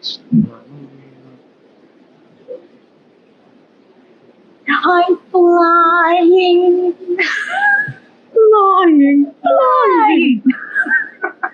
Are we referencing the Butthole Surfers? No, that's a. Oh. Oh my gosh, the original Peter Pan movie where Peter Pan? what's her face? Oh, It was like God. live action. It was terrible. Very We're terrible. referencing a terrible thing that nobody has seen. All right. Clap, take a live. I Sorry. think I know what you're talking about. Oh, I forgot her name. Who played Peter Pan? Mm-hmm. And I was mad because I'm like, that's a girl. Oh, look at that dead body. That's a dead body. Looks like somebody lost their head. So, Matt or Ignite, you get down there and you can see make a perception check. See what you can see from what's left. Can you do me one favor? I'm not fucking On top of that critical 20, can you turn the wind down a little bit and your volume up a little bit? Is that any better? That's better. Perfect. Yeah, it's hard to hear you over the wind sometimes. Okay. Yeah, so nat 20, 23. 23. This is definitely a dwarf, or was a dwarf. Let's see. Is that what we're looking for? Are we looking for a dwarf? No, We're looking for the sled. You don't see any arms. You see a spot in his stomach where it looks like all of his insides have been removed. You see a bunch of what look like slashing or tearing marks. And I think this is the work of the Yeti we were told about. Yeah. We're getting close. Did you ever hear about Yetis just taking pieces instead of the whole body? In the book? You can roll nature with advantage. Nature with advantage, all right. And your perception check, Igna, like you see a bunch of footprints all the way around the body. What do the footprints look like? That would need a survival check. 19 altogether for my nature check. 19, Jiyu, you know from your book that Yetis will just they don't seem to have like favorites or anything, but they'll didn't say that I don't let me see how specific it would be. They just kind of eat and choose what they want. They don't necessarily like eat the whole thing or they're just kind of opportunistic. Okay. I guess is the best way to say that. Right. Yeah. With your 11 Igna, you don't know exactly what they are, but it's a bunch of very small footprints. Okay. Do they have the general? What can you describe? What the general shape of them are that I can see? Like, do they look like a boot print? Do they look like a footprint? They look like small snowshoes of some kind. Small snowshoes. Okay. So this isn't a Yeti. This might have been. Well, we know that they lost a sled, but the three that got back weren't the only ones that were there. So this might have been one of their companions, and they left him. I see. So it could have gotten Yeti attacked, and then these footprints are them checking out their companion. Yeah. Can I have boys smell around the footprints and things? Yeah. Do I need to roll anything? Well, I'll just say that he doesn't. Doesn't react. He doesn't really react now. Okay. Is there any good rump meat left on this torso? I was going to ask how old this body seems to be. So your perception says that the body is older than the footprints. The body is older than the footprints. Yeah, that makes sense. So the tracks that are in the snow that you guys had come across, the like two rut tracks that were continuing on, those appear to be pretty fresh. The body looks like it's been frozen for a while now, like at least a day or two. Well, that's good. The meat's preserved. Jesus is just going to kind of be like, we should probably get this on the way out, just in case if there might be survivors. There is meat on the ass. Oh, Meat God. on the ass. I asked Tumpy, do you mind? I haven't had dwarf before. I feel like Tumpy would not let you eat a dwarf. Yeah, I feel like he would just like slowly turn his head just to stare at you, not say anything, but hopefully you get the gist. I would of get that. it by the look and go, I completely understand. Didn't mean to offend you. Yeah, I feel Just like you curious. would not be all right with that. Damn. Damn. You'll have to sneak that dwarf. You could sleight of hand a butt cheek. Sleight of hand. Sneak that dwarf I'm booty. respectful. I respect people, so it's good. I'm good. Sneak the booty. Probably just tastes like human anyway. Verbal bird. Bit like pork. Probably tougher. Can we tell what direction those footprints were going? North. So just following like the tracks or whatever?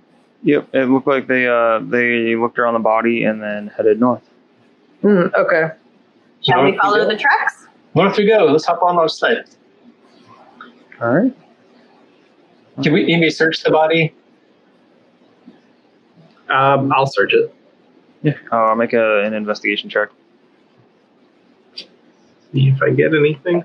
Probably not. Oh, 20. At 20. All right. Matt's hitting him. Of course, he's not doing it with his weapon, though. That's what he wants. Yeah, you find a like frozen down underneath the bits of armor that are still left on him. You find a pouch with 15 gold 15 silver, and 5 gems worth about 10 gold pieces each. Ooh, good thing I checked. All right. Other than that, he doesn't really have anything else. How much gold and silver again? 5 and 5? 15 and 15. Well, 15 and 15. Yep. I'll just add them here.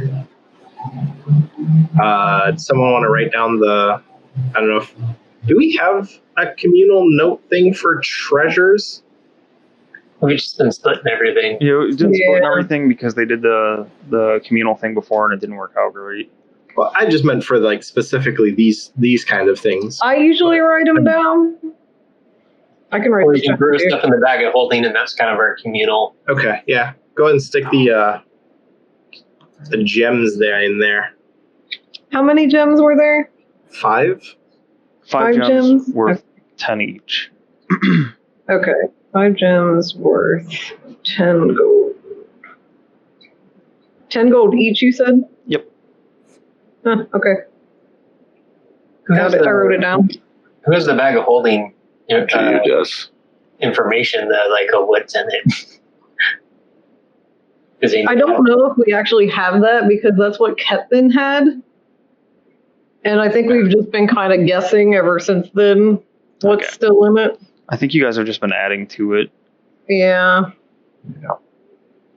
But we don't know what's actually in it. not really, no. I mean, I have some stuff I've written down, from playing, but I know that's not, near everything. Only Ursula, the gem keeper. The gym keeper. The gem keeper. What's happening? Are you having a problem? Yeah, I'm trying to make a handout for you guys and it's not working. No. A handout. Oh, wait. Sounds like homework. Jiyu, what's up ahead? Do you sense anything with your super keen robot mind? I don't know. I take a few steps ahead with my torch staff. Torch staff. Torch staff, and I just try to perceive any possible dangers within the vicinity. I'll proceed with you. Alright. So, you are emitting light for the moment. So perceiving, girl. Oh, nope. Yep, just more snow.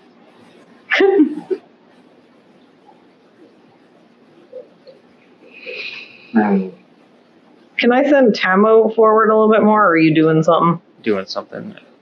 Okay. Let me roll Oh, perception. right. Garrow has dark vision. Okay. Oh, that was close to a good one. 14 altogether. You do not see anything, Jiyu. You can see, to you, the tracks, the little, snowsuit tracks, continue north and then they kind of fade away, you lose them. Doesn't necessarily mean that there's no tracks there, just that Jiyu does not see them. Jiyu just says, well, I think we should just keep following the tracks. All right, let's hop on the dog sled. Chrissy, were you measuring something for Tamo? I was going to move Tamo up a little bit more. He's going to try to quietly fly about. I'm guessing there's probably no cover. Is there clouds or fog or anything? No, there's nothing really. I could make him invisible. Just He's flying, right? He's flying, yeah. That's fine. He's flying.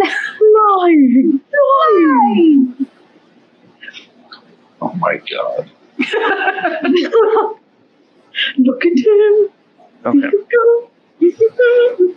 So Tamo Uh-oh. sees Tamo sees something. Oh no. No. Tamo sees two fairly large creatures pushing against the back of another sled. You can see them snarling and yelling angrily back and forth to something ahead of them. Commend these Oh. enough. They're comfy. Oh no, Are those two dead in your head, Melissa? we're gonna die. Like Ursula piercings. wants to telepathically tell everybody that there are two big creatures up ahead that are pushing a sled. Yetis. I'll Possibly draw my Yetis. sword and start making my way toward the track.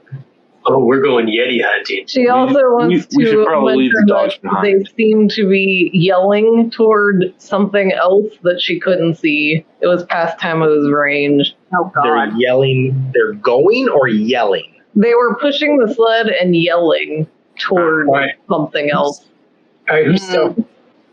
I can stealth, but I can't see in the dark though. I can stealth and see in the dark. Jiyu, you can hold my hand. I take a hand and Garrett takes a hand of Jiyu. We all three go. You hold on to my tail.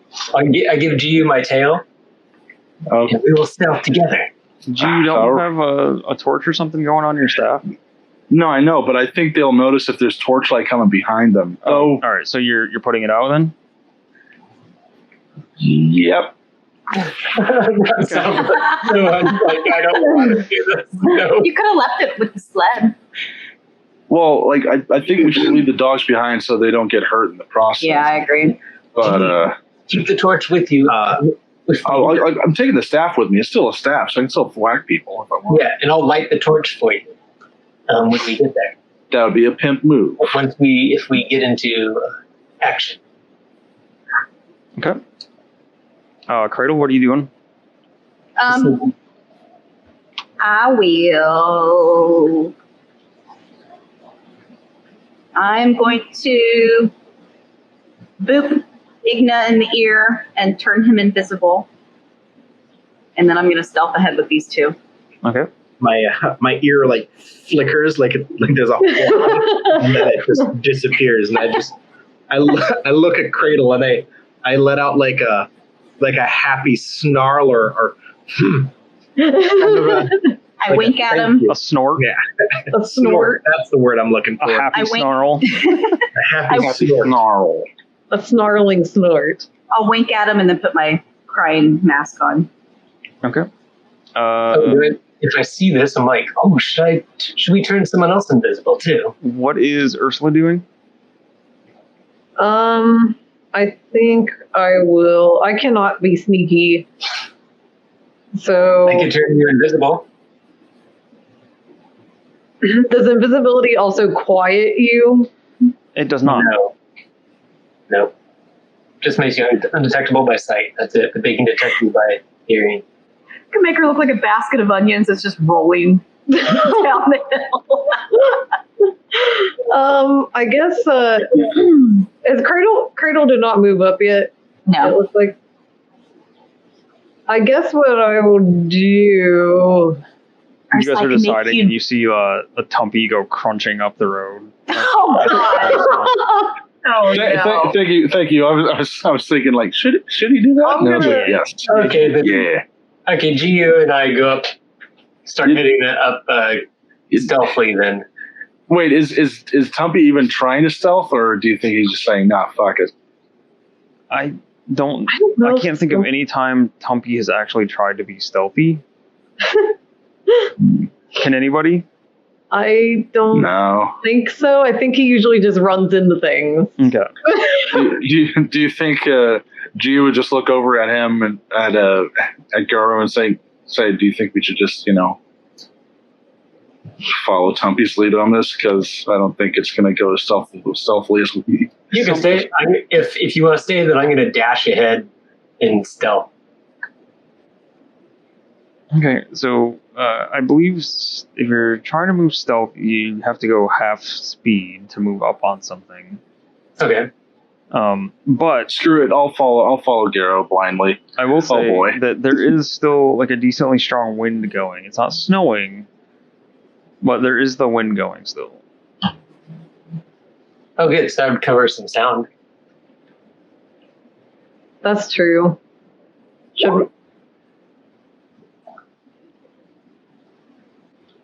How does the minor illusion work on people like moving around? think as long as it's not touched. Only if you can move it. Oh, I also have disguise self. Can you move minor illusion? I think it might be a still thing. If you create an image of an object such as a chair, muddy footprints, or a small chest, it must be no larger than a 5-foot cube. Image cannot create sound, light, smell, or any other sensory effect. Physical interaction reveals it to be an illusion. All right, Ursula, I walk up to you and tap you on this. All right, I take my pipe and light it up, and I blow smoke all over you until you disappear. Ooh. Who are you doing that to? Ursula. Noise. So we have Ursula is invisible, and who else was? Me? Igna? I'm just using this. And Igna is invisible. Noise. And there's your invisibility, so you can read what it is for you. Ooh. Wait, are you saying that Ursula's invisible? Yeah, except if I get hit, I take Constitution. It's a concentration spell. Oh, right. Yeah. So if I can get knocked out of, or you could get knocked out of it if I get hit. Okay. Alright, so we have Ursula and Igna as being invisible. Cradle, are you moving up or are you staying in the back? Did Ursula need anything from me? I was contemplating something, but I don't know if it's a good idea or not yet. The white dragon thing? 'Cause Yes, but I don't know if that's a good idea or not yet. the disguise self, I think that only works on you, right? Yeah, This guy's so. oh yeah. That's Well, self, does- yeah. And the problem, Would minor illusion do something like that on a creature that wasn't moving? no. So, if you create an image of an object such as a chair, muddy footprints, or a small chest, it must be no larger than a 5-foot cube. Oh, So- I missed that Yeah, part. you Okay. couldn't make him look like a big dragon or anything. I Make him look like a rock and he could go slow. Okay. That will not work then. I was just wondering. All right. All right, let me see where I am. I can go 45 feet.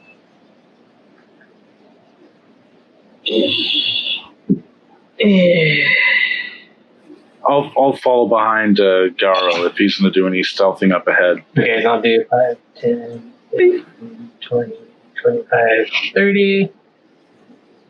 That would be, you said it's half speed if I'm stealthy? Yeah, but I'm not making you guys use speed shit right here. Like, you're still like far enough behind that it won't matter with the wind going. The things ahead are pretty focused on what they're doing.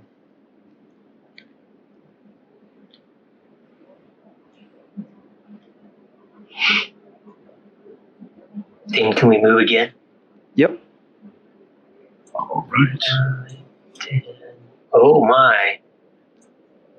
19, 20, 25.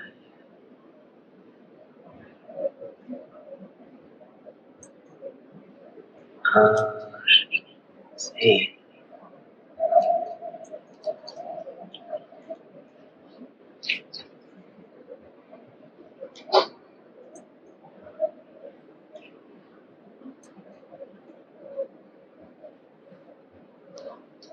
Ooh, we're all like quietly like creeping up, like what's there?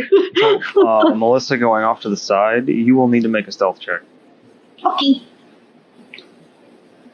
You got this. Natural 20, 24.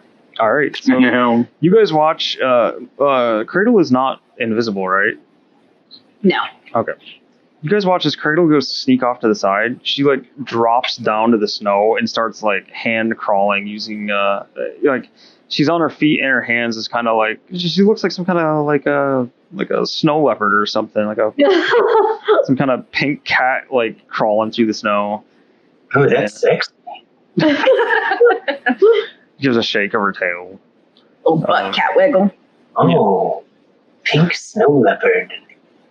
All right. The Pink Panther. You guys have one round of surprise against them. So roll for initiative and tell me what you're doing. That's why stealth is good. So as you guys are doing that, I'll let you know. You see a handful of goblins and 2 bugbears all straining at this sled, pushing it. You can see the bugbears dug in and like they've each got a shoulder against it, just kind of like trying to shove it forward with their shoulders. And they're making progress, but it's slow. And you can hear them yelling something in Goblin at the 4 goblins ahead of them. So we've got, let's see, Cradle. Did you roll initiative, Cradle? Yeah, dirty 20. Okay. First one is 14. Oh, do you want me to roll for Tumpy? Yeah, Sorry. Humbert. He's got a +2. Igna. All right. 5. Big 5, Igna. Yeah, I know. Garrow. Tumpy got 15. Tumpy, 15. Not too bad. Garrow. Too bad. Oh boy. I will be right back. Sorry. Garrow, you can hold an action if you want. I think I'm just gonna go ahead and do it. I'm gonna pull my scimitars out. I'll slide one scimitar scraping across the other, and as I point off to the end, I'm gonna point in a direction at them, and I'll scream, "Shatter!" I'm gonna shatter all those bitches all at once at let's see which spell level I'm on yet. At level 2. So basically they have to make a constitution save of 15. All of them.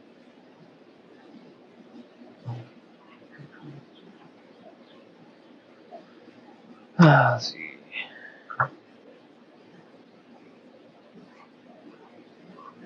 A non-magical object that isn't being worn or carried also takes damage if it's in the spell's area. Yeah, so that card's gonna explode. Oh, And everything on it. is that good or bad? Yeah, we can pick up the pieces. I mean, well, yeah, we can pick up the pieces. Oh man. See,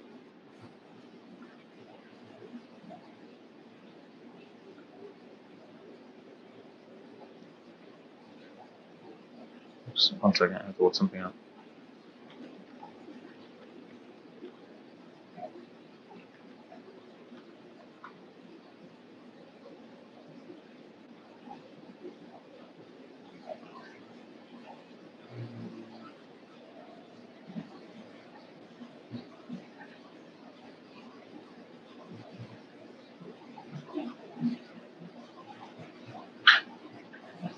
it's basically a loud, thunderous sound just explodes from the basically almost where that card is. Yeah, 1 second. I'm just trying to see. This thing's for an object.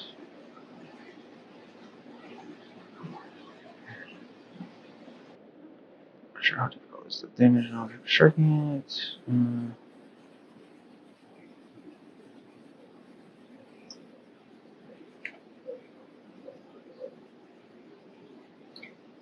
I'm back.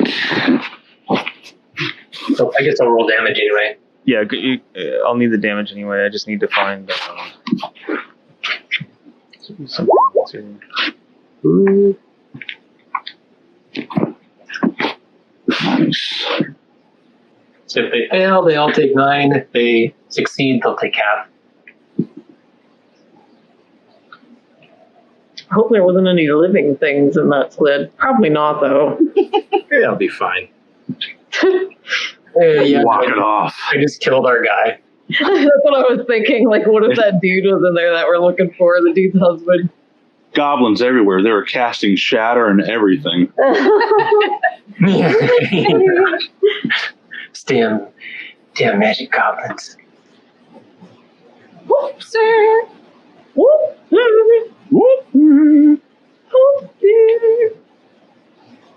Shit. Sorry, that's my area of effect spell. I had to do it, and I had to do it right away because everybody usually disperses, and then our group gets in there. I can't do area effect spells when the group gets in there. It's true. Jaro should become a half There's warlock. Something actually matters quite a bit right here, so I'm trying to figure out. Eldritch Blast. Eldritch Blast. If we find a Yeti, we should make some Yeti spaghetti. Yeah, I love it.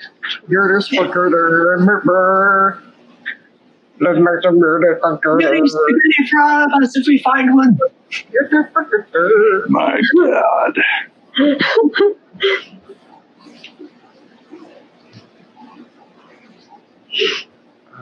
Could probably do that, like with the skin, like cut long strips of the skin, like a linguine. I thought you just meant taking meat, make meatballs, and just use regular noodles. No, skin noodles. Make skin linguine with Ew. with meat, and then it'd be totally Yeti spaghetti. Oh, skin. No. That'd be good.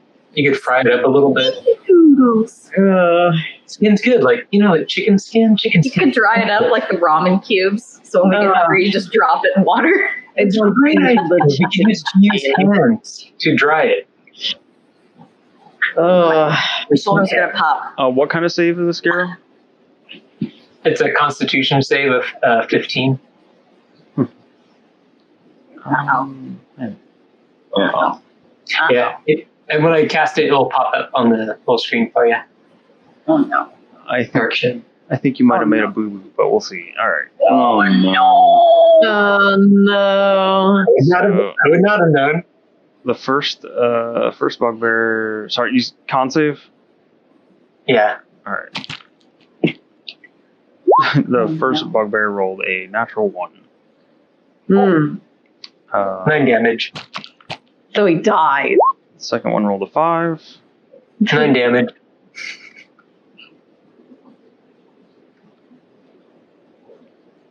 All right. Let's see, bottom left gobbo.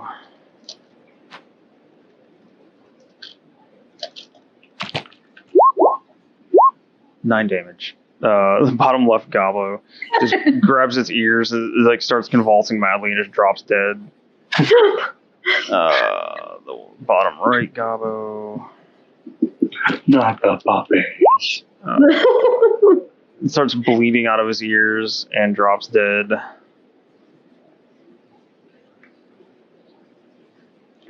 Top left gobbo.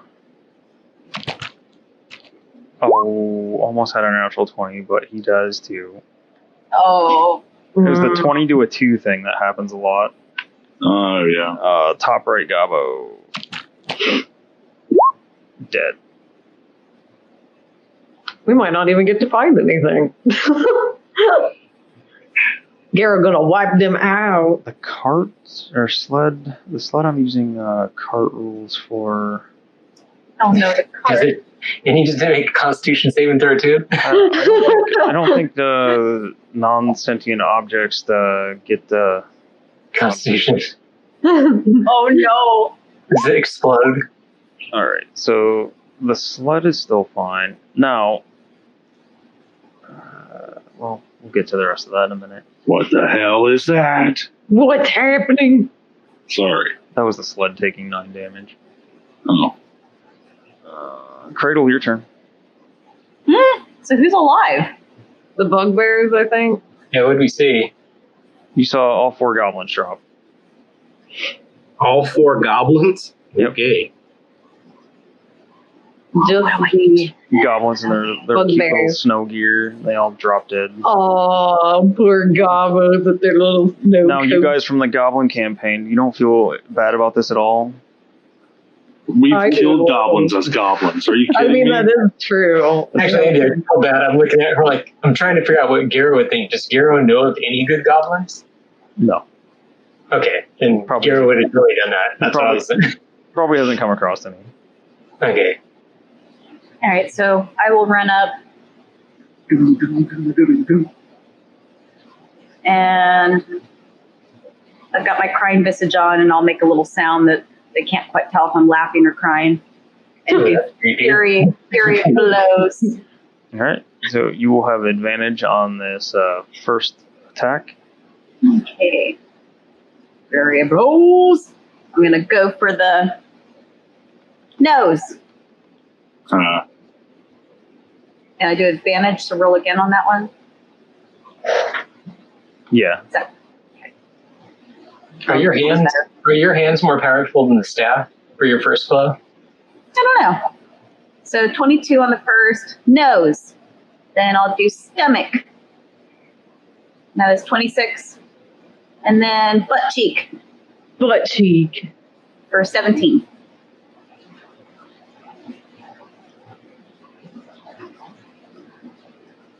How do you punch him in the butt cheek? Do you like reach under him? Punch under him? It's like an uppercut. Butt cheek. Yeah, uppercut underneath to the butt. All three hit. All right. 1 second. Okay. That'd be pretty freaky to see you coming up with that mask and going. It's a cry or a laugh, and then it's just. So all 3 hit. Go ahead and roll your damage for them. Okay, nose gets 9. What was the second one? Stomach? I don't remember what I said. 9 again. And butt cheek damage. Oh, shit, I hit the wrong button. Sorry. Butt cheek damage. 6. All right.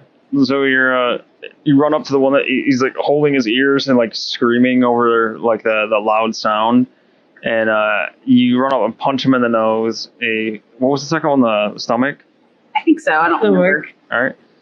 You kick him in the stomach, and then he doubles over. He was probably already mostly dead at this point, if not all the way dead.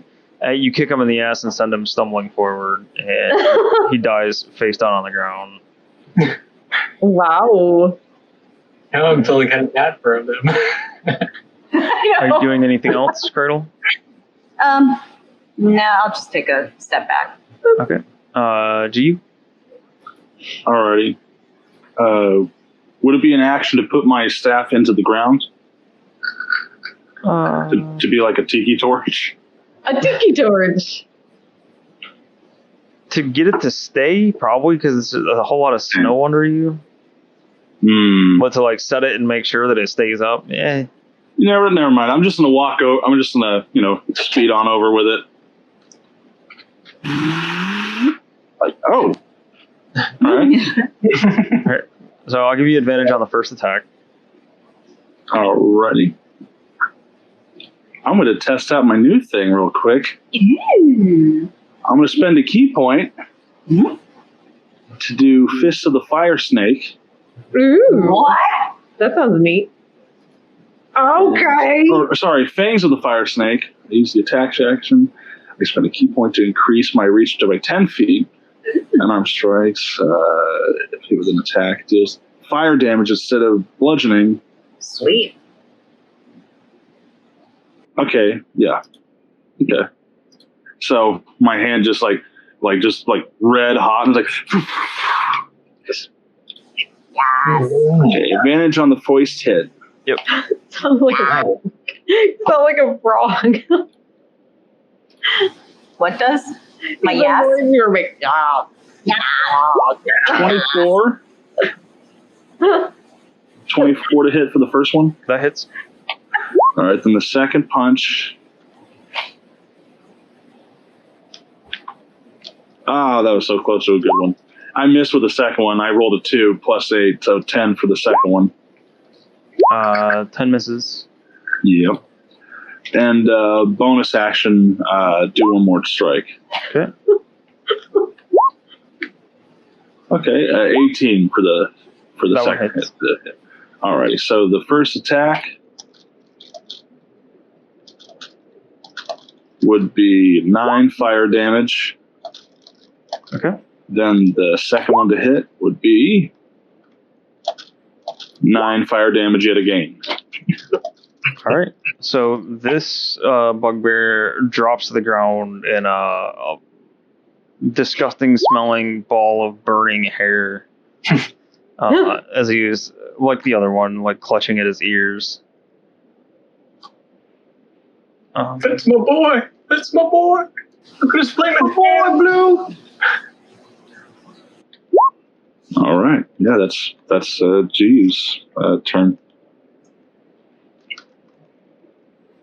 One sec. I still can't find what I'm looking for. I just picture Igna and Tumpy being super pissed right now. Oh, that's right. Like super frustrated. They have like blue balls. They're like,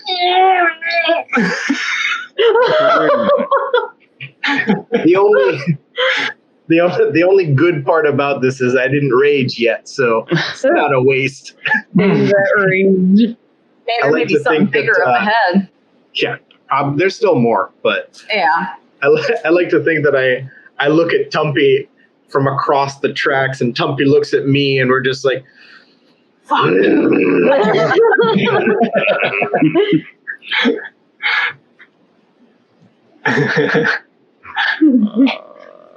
balls are so blue. Fucking Bard and monks just took our. Balls blue, dabba dee ball die. My balls are blue, dabby die. All right. So I want things to die. I'm trying to figure out My rage balls are blue. an ingot of metal. So the size. There's an AC, but there's not hit points for it. That's fucking stupid. All right. How many hit points do you think of an ingot of metal would have? An ingot of metal? Metal doesn't get destroyed by the shatter, though. It's only like wooden stuff. It just says a non-magical object that isn't being worn or carried also takes the damage if it's in the spell's area. What kind of metal is it? Like, now, if it's like a precious metal, I would say that it's a weaker, maybe. But I don't know. It's entirely up to you. This would it'd be iron. I don't know. Because I thought shatter. No, if you remember right, you used shatter on a giant scaffold back in the beginning of this campaign, like when we first started these, and you shattered a scaffold of wood. Yeah, wood. That's what I thought it was. Okay. Yeah. So there's the line in this says a creature made of inorganic metal, such as stone, crystal, or metal, has disadvantage on the saving throw, and then right under that, non-magical object that isn't being worn or carried also takes the damage. Yeah. Okay. So what's stupid is trying to find this. I can see that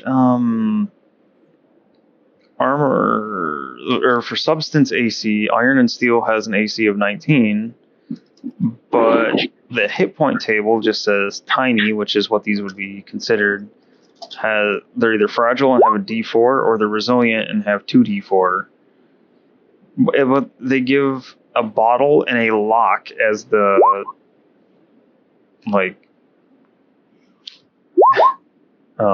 examples.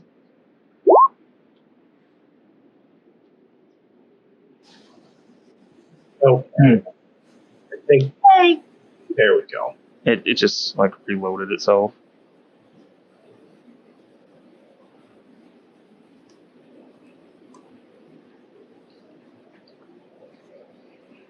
Can you guys hear me? Yep. Yeah. Oh, good.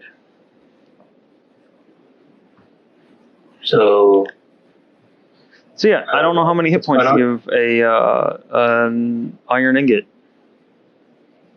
What happened to iron ingot? I don't know how many hit points to give it. In my head, I picture shatter as being like a concussive, like explosion of like a sonic boom. like destroying things of lesser, denser quality. I feel like it doesn't affect metal, but it probably does. And I figured, but that's up to you. I always thought of it as like destroying like lighter wooden items. It's like it wouldn't do like rock, it wouldn't destroy rock or metal or anything like that. But that's just what I had in my head a long time ago. That's probably not what it is. It doesn't say that on here. But I don't know. Take some damage to the ingot. It's an ingot. It always can be reported. What would it do? Crack? Yeah, crack or crumble apart, depending. Make a rolling if the item gets a save and breaks if it's failed. We're deciding I gotta pee. All right.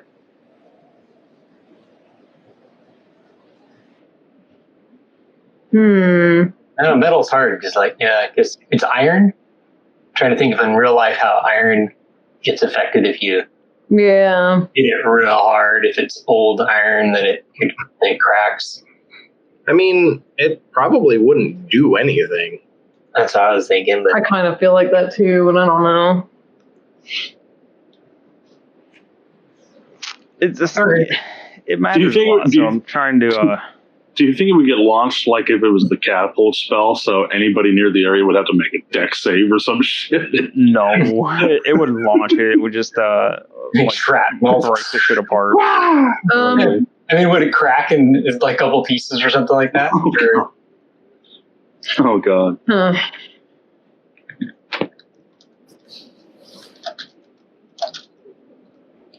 I mean, that's fine. Yeah, I don't think metal doesn't crumble to dust usually unless it's old and rusted and weathered forever, and that's usually just the top layer of it that's oxidized. No, but it would. I'm not saying it would like disintegrate and disappear, but I mean break out of its ingot form, which is the like the valuable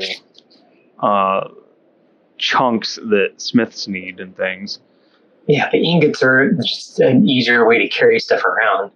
Just that it's not in it. I'll say that even if they broke, it would probably be fine. So, you know what? I guess you'll have it both ways. So you go up. Are you guys looking in the cart? Sure. Yeah. No, these guys are disposed though. You go look in the cart, and you're pretty sure you found the missing cart full of iron ingots that you were looking for the dwarves. The problem is that all these ingots seem like they have been broke or split, cracked, fractured. Some of them are in pieces. The shatter spell going off. Also on frigid cold metal. No big deal. They get melted down anyway. That's all they're used for. So you have the cart full of metal ingots, but they're no longer in like nice ingot form. Though the question is, didn't those dwarves say that it was Yetis for sure, though? Oh yeah, they saw the Yeti. Oh. They saw Yeti's attack. Yes, So the that- Yetis probably ate the dudes and took off and left the. I mean, what do Yetis need a cart full of iron ingot for? Oh, yeah. Of course, I don't know. Do Yetis use ingots? All right. Does anybody have the mending cantrip? We can fix this. No, damn it. Can I search the bodies of the deceased? Yeah. Make an investigation check. See what they have on them. Well, hard 5. I don't find anything of value. Yeah, you find a lot of fur. Their weapons are easy enough to see. They're each carrying like a wooden shield and a quite large morning star.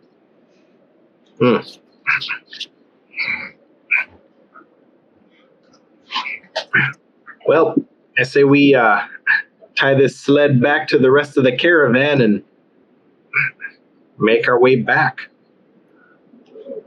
How much deeper does this cave go? I don't want to explore like if there's like multiple tunnels, but I just want to see like the entire cavern that we're not in a cave. This is out in the open. Oh, okay, never mind. Cool. And then we can try to, or should we? Unless we want to go, do we want to take a hard left and make our way towards the road? Because wasn't that in the general area that Garrett was? Let's ask boy. Uh, All right, why are the sisters laughing? Yeah, I don't know. I can't figure this out either. Oh God. And I don't see anything in the chat. Yeah, I didn't see anything in chat. I I just looked can over ask the map. Boy to check. What? I can ask a boy to check. Oh boy. What has happened? I think they learned how to whisper. No. The sister texted me a thing. I had an issue. She had an issue that she texted me about that I can't quit laughing about. So Crackheads. can I have Boy check around? Yeah, Boy hasn't reacted this whole time, except to maybe look a little scared. Okay, cool. Yeah, so let's go ahead in the direction that Matt said. Okay. Yeah. Let's load this one up to tie it onto the back of. Who wants to carry the extra? Or maybe we should all carry because it's ingots. Probably pretty damn heavy, right? Oh yeah. There are. Well, I mean, do we really even need to carry it? Like, we could just tie this sled to the back of one sled. Yeah, we'll make a dog sled train. Maybe. Yeah, Like how we already have it, because we already have our dog sleds tied together, right? Do you know that? Yeah, that way no one has to carry anything extra. Because we have 3 dog sleds that are pulling this one cart, so that shouldn't be bad. You know, it's got to be pretty heavy. Granted that there was 2 giant, or not giant, but pretty tall, muscular, long-limbed bugbears and 4 goblins all pushing this one along. But wasn't one dog sled carrying this before? Oh yeah, 1 dog sled was carrying it. So it's just heavy enough that it's taking this. Yeah, so wouldn't it be easier? Wouldn't it be easy for 3 dog sleds to pull it? Try to pull it. Could Boyd just pull that one if it's just 1 dog? No, one dog is not going to pull that that whole sled full of ingots. I thought you said it was pulled by 1 dog before. Mm-mm. I must have heard you wrong. No, if it was pulled by 6 and we're pulling it by 3 times that much, I would see. Wouldn't that be no problem?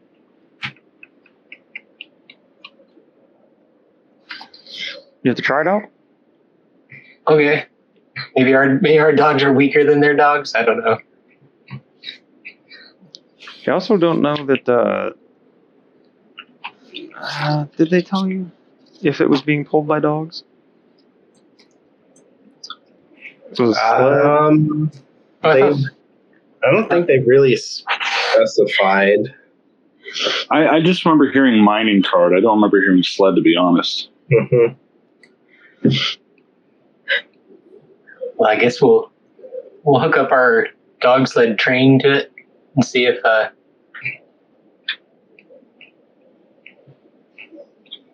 all aboard the dog train. See if 18 dogs can pull it. Yeah, you bringing the sleds up then? Yeah.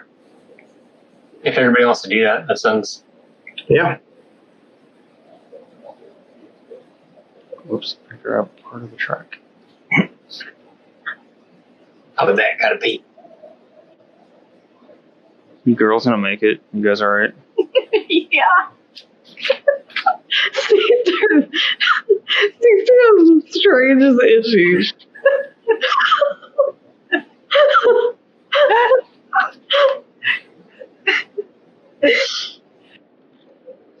So just get rid of these. Tumpy is stomping around furious that he didn't get to kill anything. I'd like to console him.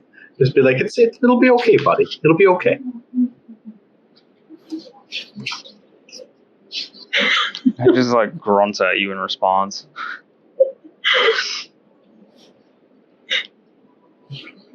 The fuck? I feel like the last time he said or did something like this, it was Lewis when the house blew up like a mile away. Say what? The last time you guys acted like there was some weird noise or something, it was when that house blew up like a mile away from you. Yeah. No, so like Alexa just started playing some random ass music in the living room. Huh. Can she hear you all the way in the back there? I guess. Hey Alexa, play Tub Thumping from fucking Chumbawamba. No? Nope. Damn. That's alright, it probably would have gotten us a copyright strike anyway. Probably. Alright. So you guys can arrange yourselves wherever you want to be.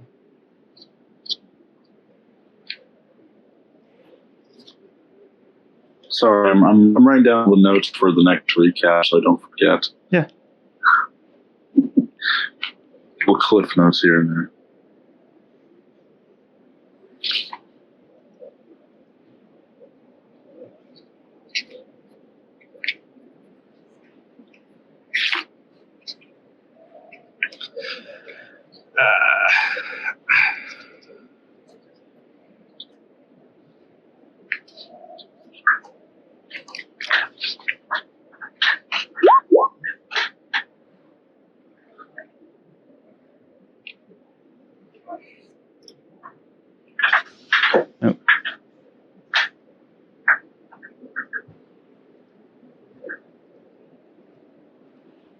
There you go. You should have control of Cal now.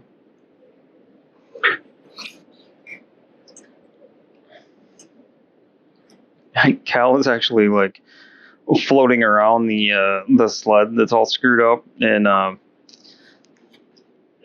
she starts mocking you guys about. She says, "Hi, I was there when the dwarves asked you to bring back the sled full of ingots, and I don't think they meant you to bring them back like this."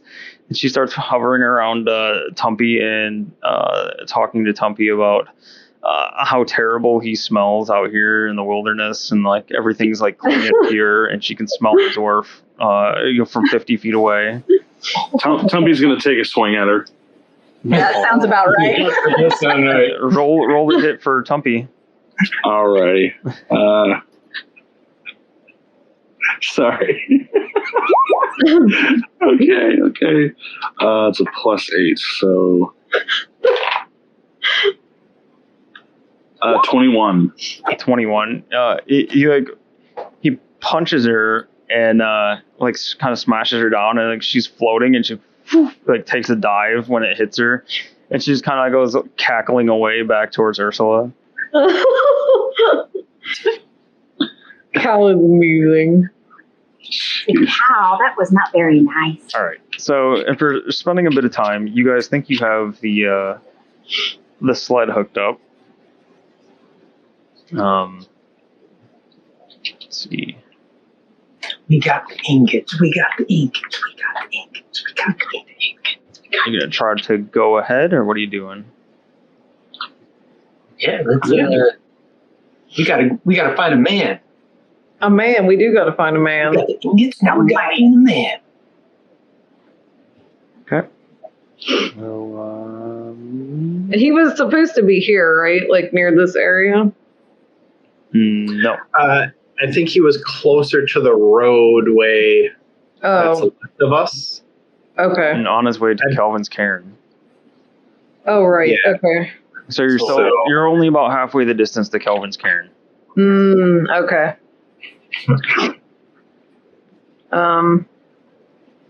So do we keep going, or do we bring this back first? I say we keep going. Our guy's gonna be dead by the time we get to him. Yeah, Yeah, that's true. I think we can carry I think we'll be able to take care of this stuff easier than, anything else. We should probably find them. Yeah, that makes sense. Okay. You guys moving forward then? I think so, yes. I believe that's the plan. All right. Onward, boy! Follow your nose! All right. How far are you going?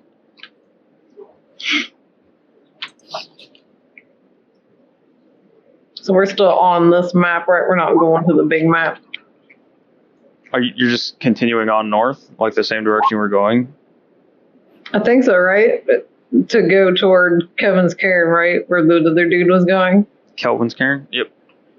Yep. These two up here.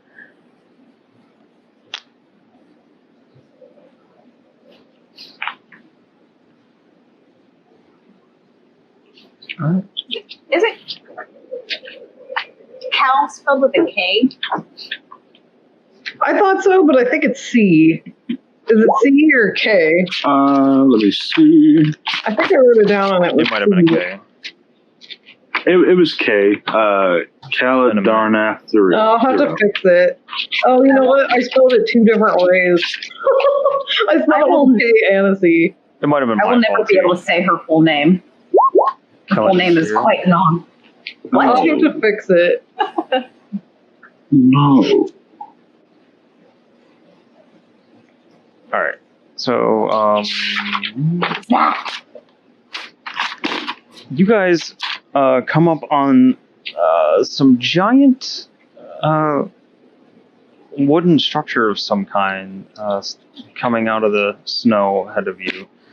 The dogs look super nervous, and they just stop to the point where they just kind of all sit. They don't want to go any further.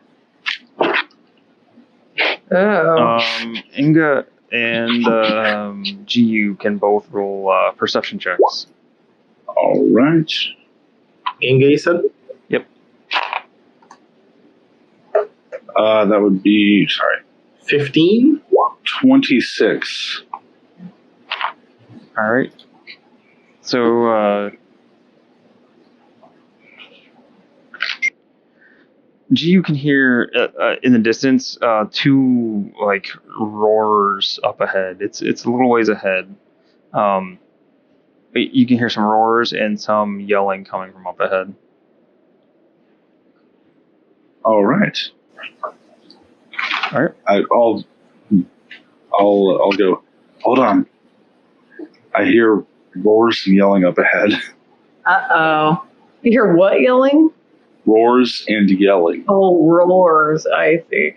Do you think we should leave the dogs behind so we don't Yeah. get them hurt? Mm-hmm. All right. Are Inga and Ursula still invisible? I think I am. Yeah, they didn't actually move or Yeah. attack. I mean, I'll I'll go. They're walk. invisible till it wears off. For an hour. Love it.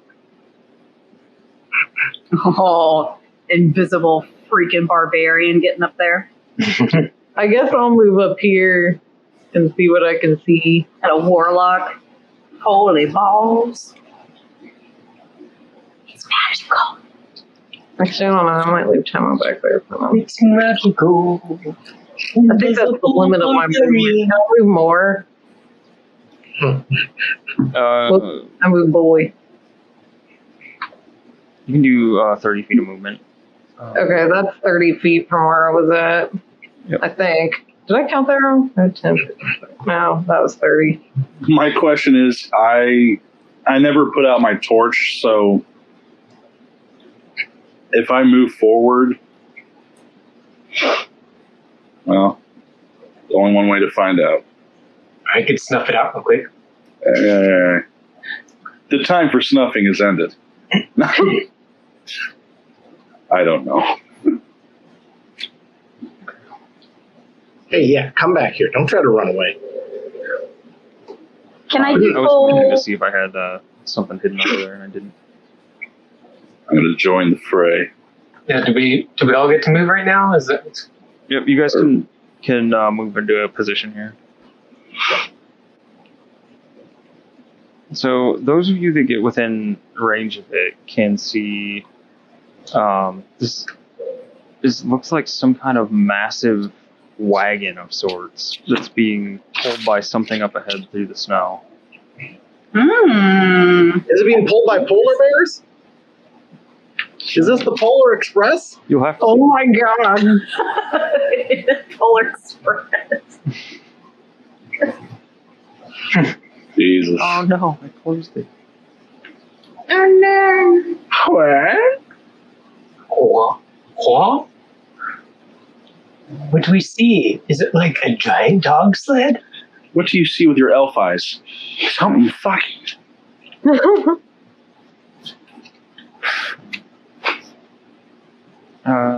Damn. Do you guys remember your initiative? Oh wait, it's in the chat. Never mind. Our initiative's still up. I'm just gonna use the same initiative here. Unless you really want to roll new ones. I'm down for rolling new ones if anybody else is. Can I still get a surprise attack since I'm invisible? Inversible? Yeah, so all the effects of you being invisible are still active. Woo! Cradle. 20 Ursula. 14. Tumpy. What'd you say Tumpy's was? Like 14 or 16? Tumpy's was 15. 15. Jiyu. 16. Was 5. Garrow's was 23. So we had gotten through Garrow. Cradle. So Jiyu, you would be up next when you come across these things. Yeah.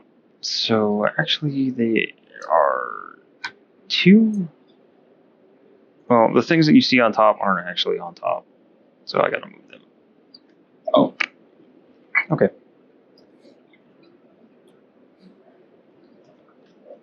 All right. Wait, so those are or aren't there? They are not. I should have had them on the GM layer. Ah. Which I guess I can something.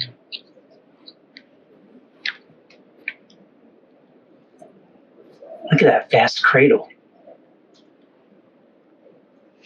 Okay. How much movement do you have now? 45. Ooh. Wait. All right. What are you guys doing?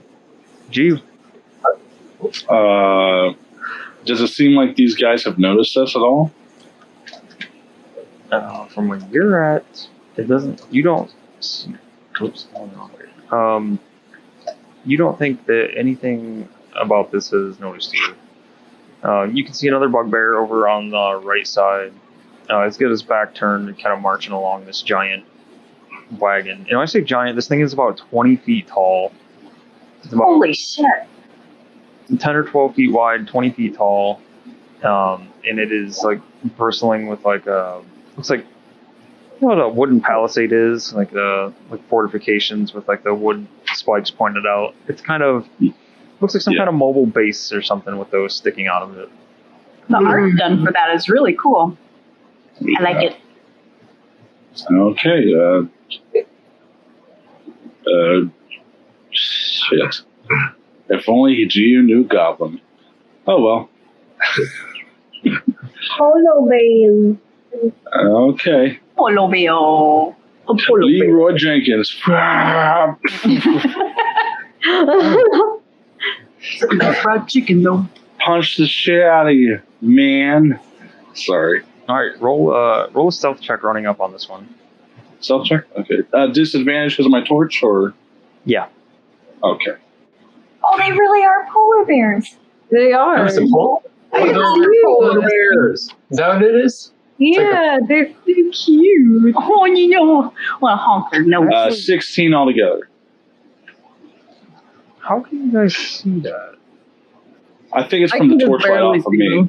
I didn't see it until Jiyu went up there. Yeah, I didn't Yeah, either. it's the torchlight from my okay. staff. I got you. I saw That it. makes sense.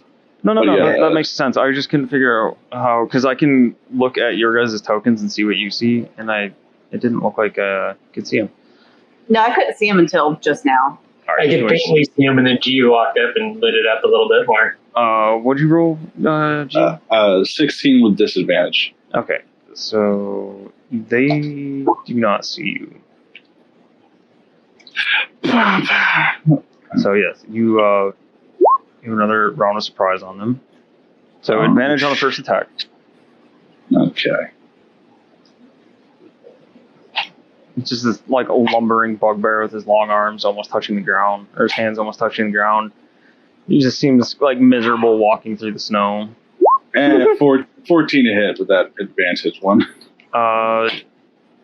Did you just smack him in the back in his armor? It doesn't seem like it does anything. You just hear and he whips around.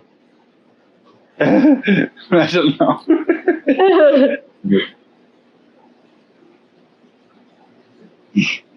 Smacks him. He doesn't feel anything. He's like, roll initiative. Oh, you're already in initiative. No, I know. Is that it for your... Well, I figured for a sneak attack round, I think I would just get the one hit. I didn't know if there's anything else. No, this is a full round for you. It skips theirs. Oh, okay. Then I will just keep on using the rest of my action to punch him. Punch. I miss totally with that one. I rolled a 1. Oh no! Sneak up on That's him. okay. That is okay. You know why? I'm going to spend a key point to flurry of blows. If it frees you don't succeed, just try punching it some more. Try 2 more times. So yeah, you punch him in the shoulder the first time and you don't do any damage. Just rings off his armor. The second time he spins around and he dips out of the way real quick. 26 is not a crit. It's you got a high bonus there. It's just yeah. Then the second part of my flurry of blows. Then a Catch him with 25. Hook in the side of the head, and then you get him with a jab going the other way. All right, so the damage for the first strike that hit, that'd be 11 bludgeoning. Okay. Then that would be 7 bludgeoning. 7. 18 altogether. All right, connected to like a hook and then a quick jab, and just watch his head rock back into the side, and it doesn't look so hot when he's standing there all woozy, but you do see a hand slip down towards his morning star. Mhm. That is be Tumpy's turn. I went ahead. Wait, can I use the rest of my movement real quick? I'm sorry. Yeah. Sorry. I figured I would just go, heh. I'm still staying in his range. Okay. But, yeah. All right, Tumpy's turn. Tumpy's pissed right now. He was mad that he didn't get to hit anything before, and now there's targets in front of him. What does Tumpy do?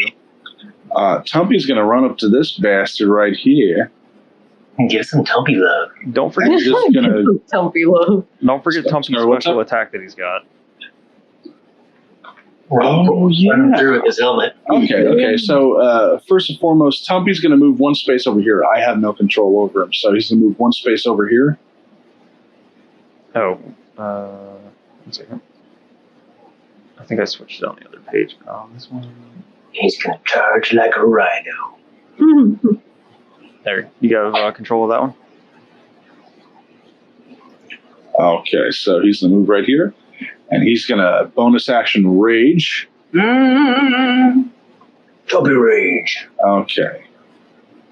Tumpy rage, and he's going to use 15 feet and attempt to do an impale attack on him, and he needs to do a DC 13 save. Okay. Well, I don't know what kind of save it is, though. Dex save. 13 dex save. All right. Senior Bugbear. Burr. 18. Burr. So like, the Bugbear sees him coming and reaches out with like a long arm and just kind of holds his head at bay, like avoids his spike. Oh no. Oh, he's gonna be so mad. Hey, man, it's okay, man. We're going to do this, man. He's gonna be so angry. I believe he has another attack. Sure. He'll just do like a spiked hand swing. Wait, hold on a second. Sorry. Yeah, armor spike attack. Okay. Let me roll the hit. Where is it? I rolled with him. Oh yeah, it's +8. Sorry, I have to. I'm going to give him the red dice. 16 altogether. Okay. I rolled a 8. 16 hits. That does awesome. Yep. Okay, so his is Just hits. D4. Sorry, D4 plus 5. Where's my fucking dice? There we go. Sorry. My God. I did D8 or D4, but really, not D4 in that pile. There you are. Sorry.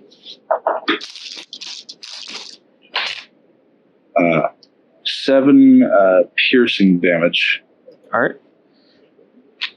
He takes a gloved punch and punches the bugbear in the chest, and you watch as the Jiyu especially can see being that close, and maybe Garo, but you can see this big hole rip open in his chest where Yeah. Tumpy, Oh my. I forgot his name for a minute, just slugs him in the chest with that spiked glove. All right. Damn, Sophie. That is Tumpy's turn. Wait a second. Sorry. You're good. Tom's got more. 25, 30, 35. He's making his way over to this guy, but he's only got 35 feet of movement, so he's only able to move there. He's going to take So- an attack of opportunity from this bugbear. Oh, I thought this guy was dead. Nope, he's still alive. He Oh, just has a never big, mind, I'm sorry. big nasty hole in his chest. So you want to stay there with him then? Yeah, I'm sorry. And when I heard hole in his chest, I was like, okay, this Oh guy's no, he's dead. still up. He's just got a Sorry. big gnarly looking wound on him now. Sorry. No, all All good. right. Ursula. I thought that many was dead too. My bad. So let's see. How big is he grappling this Nope. guy? Okay. No. I guess I'll Eldritch Blast, of course. Yeah. Let's see. I'm Favorite blast. gonna Eldritch Blast the one that was already taking damage. Okay. I'm invisible. Yep. Still. No, it everyone? drops. Yeah, you are. It'll drop as soon as you Eldritch Blast. Yeah, that first Eldritch Blast, you add your Charisma bonus to it, so even rolling a 1 for damage is going to kill that one. So your first bolt goes off and strikes him right in that hole that Tumpy opened up. And Tumpy and Jiyu both hear like what sounds like a yell at first, and then it just turns to sputtering. Yeah. So can the other beam still hit someone else? Yep, you can send it that way. Fires Duke into the new chest. So let's see. You said it hits this guy. Yeah, you can try to hit that one. What is this dude doing? Being oblivious to everything at the moment. Good lord. He looks like he's. Is the wagon moving? This one has his back to you, and the wagon is still slowly moving away. So can I hit him instead with the other fire? Doop doop. Yep. Fire beam. He's got his Walkman. He's just rocking. 19 hits him. 19. Darn. Damn. 12. Ouch. The little ferret beam slams him in the back. He like jerks forward. You can see him almost pitch over the edge, it looks like. But he like rights himself and he's like reaching back like over, like trying to pat the wound on his back now. Trying to pat the wound on his back. Trying to see what happened. What happened? I mean, this little goblin is just driving along on his big old wagon and suddenly just gets nailed in the back from something. That's a painful snowball, you asshole. You ass.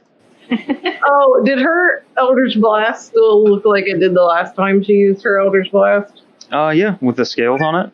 Yeah. The blackened scales, yep. Okay. In fact, might have like even more of that effect to it now.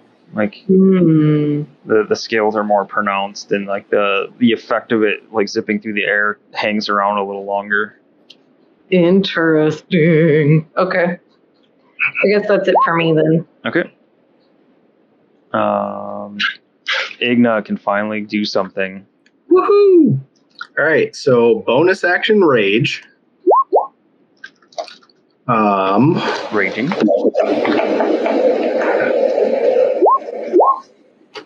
Let's see. You're invisibly seething right now. Invisibly steaming. Boner action rage. All right. And then I'm going to move 1, 2, 3, 4. So I'm just going to run on up here. This is 20 feet high. He can pole vault. 20 feet high? No, Yeah. he pogos. He can pogo. I mean, he could. From the ground to the top is 20 feet. So There's got to be ladders on this thing. You don't have a climb speed, right? And the shit all sticking off it, all those spikes and everything, is going to make it tough to climb up. how tough? Pretty sure you're looking at half speed at least, Raging. and an athletics check. So I have 40 feet of movement. So I could go 5, 10.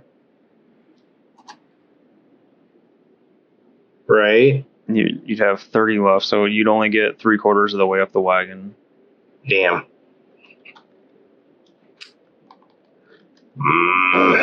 All right.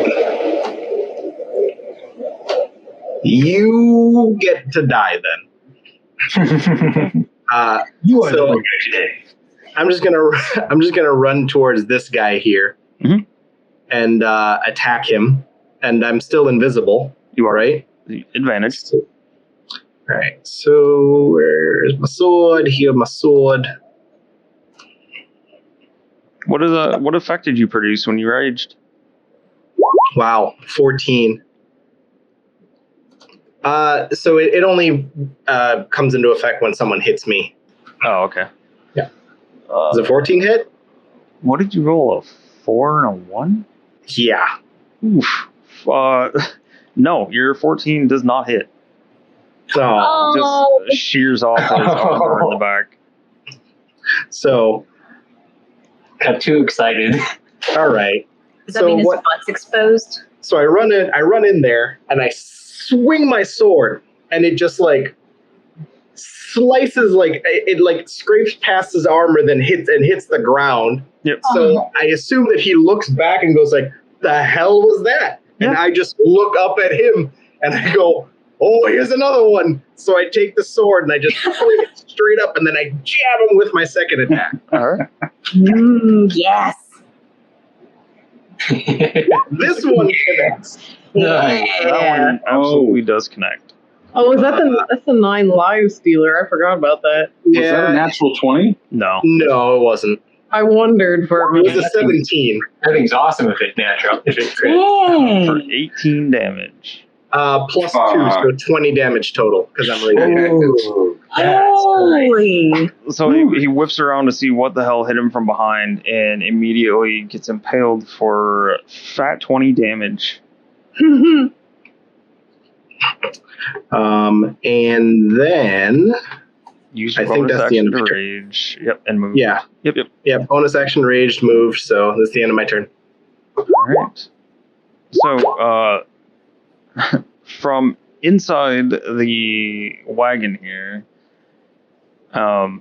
you hear some frantic voices, and it was a surprise round. So, other than that, like you can hear voices inside, like goblin voices, scrambling around inside the wagon, and you can hear like things being gathered or like weapons jingling around in there. Shit. There's not this many.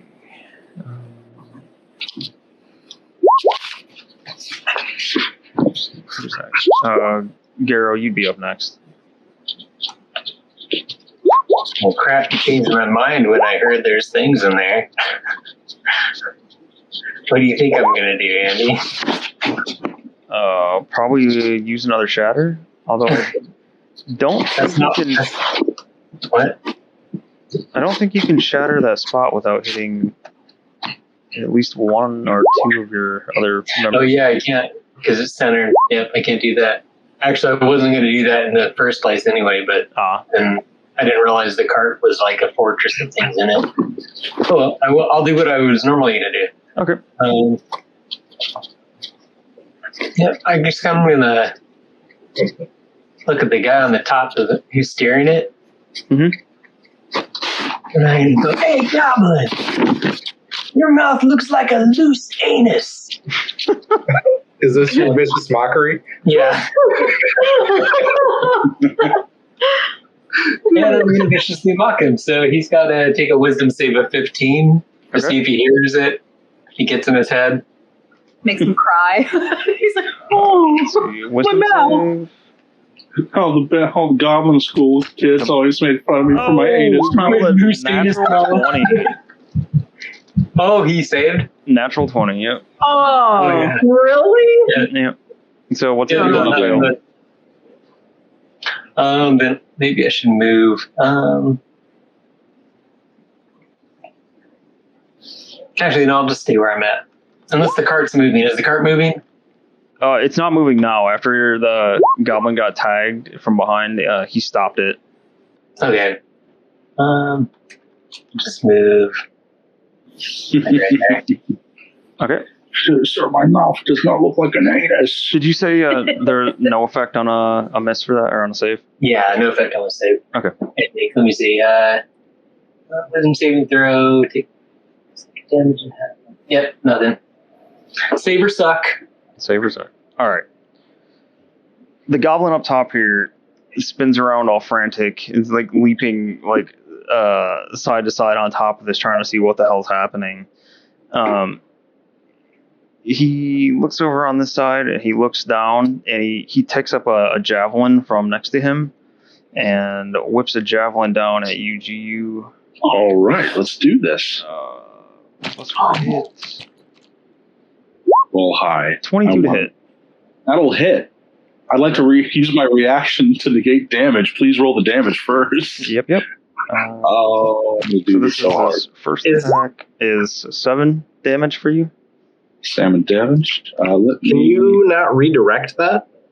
Oh, no, I'm about to. One second. You have to roll against the damage.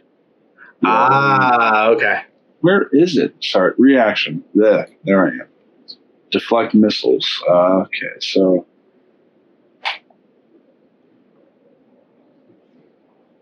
Uh, 17. No, that's the deflect missile attack. I'm sorry. I did that wrong. I didn't roll the D10. D10 first? Yeah, that's what I do if I throw the shit back. My bad. We'll use that if it works. Are you sure? Maybe. Okay. I gotta look it up. I don't remember. It's a spicy meatball. Really? Not a D. There I am. Here I am. Okay, rolling. Wait, oh shit. 1. 12. Negated by 12. Alright, let's see. Damage 0. Yeah, so you overcome the damage it did. And oh shit. Damn it. And spend a key point to make a range attack with the weapon. Yes, I is. Let me spend that key point. Was that 17 that to hit or damage? That was 17 to hit. Oh, yeah, we'll use that. That's fine. So, okay. And it gives me the. But where the hell is my thing? Yeah, that just hits, just barely pierces the chain shirt that he's wearing. All right, let me roll the damage on that. He's 100% not expecting anything to catch the javelin and whip around and fling it right back at him. That will be 8 piercing damage thrown back at him. 8 piercing damage. Yep. If you can see like his quick like face of victory when he throws the javelin, like he's got you, then his target snags the thing out of the air, spins around with the momentum, then launches it back at him, and he lets out this like "Wah!" and goes sailing off the front of the thing here. And after like just a second or two after hearing that sound, you hear a bunch of roars and you hear a bunch of goblins screaming. Oh shit! That's too good.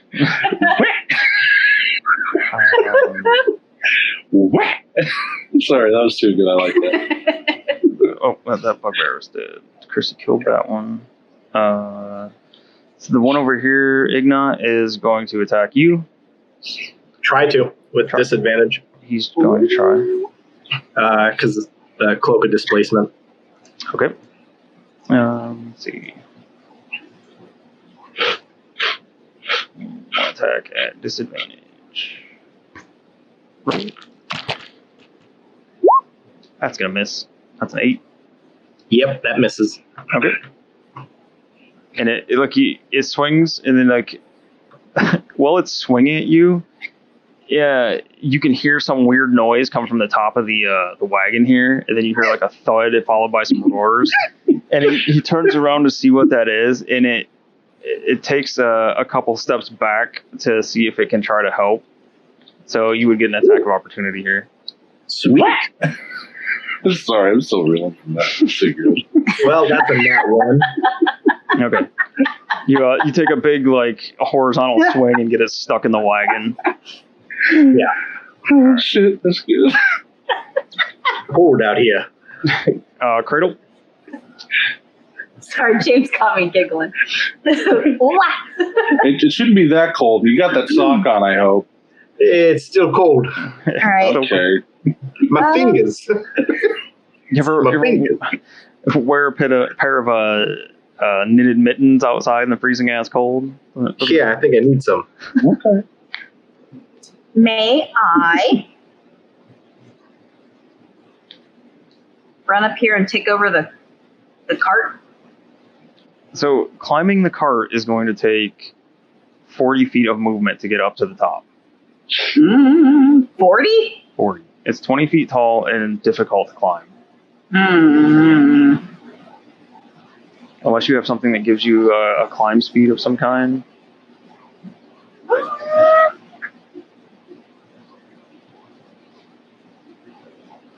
I'll just get up behind it.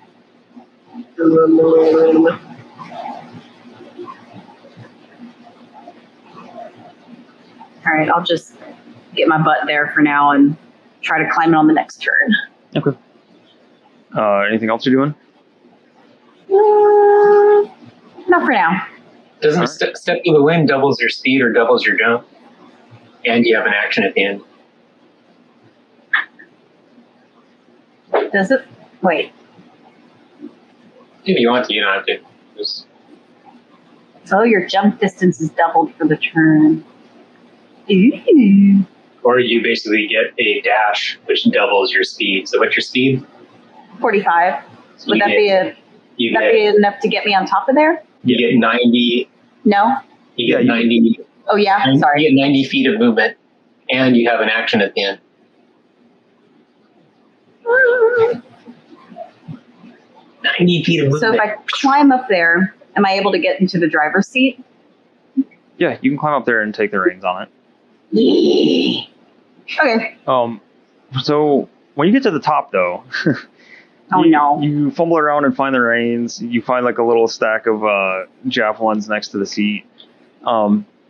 You see the 2 polar bears that are pulling this giant like war wagon thing. Oh, God. Mauling the shit out of the goblin that fell. Oh, no. You see a goblin with the javelin sticking out of its midsection, and the bears are just like mauling around eating it. And it was screaming until you watch like the closest polar bear just reach over and crunch down on its face and just shake, and then the screaming stops. You can see the bugbear on the left is like looking at the whole scene like horrified, and doesn't know whether it's going to like stay and fight or like just run away at the moment. But he looks pretty he looks pretty fucked up and pretty panicked. I don't think we want to keep these polar bears. Nah, Oh my god. we'll be fine. Somebody has the animal handling. I have animal handling. Okay. Maybe it'll work. +4. So I don't you know. do have your action still, Cradle. Oh god, what even action do I do? Throw a javelin. So the bugbear is still alive? Oh yeah, javelin right there. Then I don't have to use my own stuff. Alright, so I'm gonna throw a javelin at the dude. Okay. Nice. Let's see. Blah, blah, blah, blah. So you'd add Dex and proficiency to your roll. I thought I would. Else you have one that you can roll off of in your inventory. I thought I would have, but I guess not. Yeah, I think you've mostly been throwing stars and darts. I don't think Cradle has yet. Actually, I would think that a monk would have that. I don't see it on here. Weird. I think you do have darts, because at one point I think you did get some. I was like quite a few sessions ago. Yeah, I thought it was Cradle bought stuff. Oh, you know what? I bet my inventory. I forgot the little box. So just roll your d20. I've got it now. I'm done. Okay. Oh, it was almost good. 15.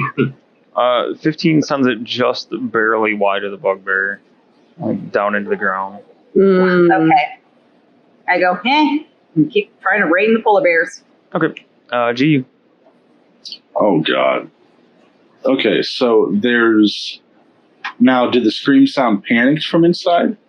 Yeah, kind of panicked. Like they're trying to do something or get something together in there. I'm gonna go to the back of it. Does there seem to be any doors or openings at all? Or does it seem like it would have to be accessed somewhere else? I don't think.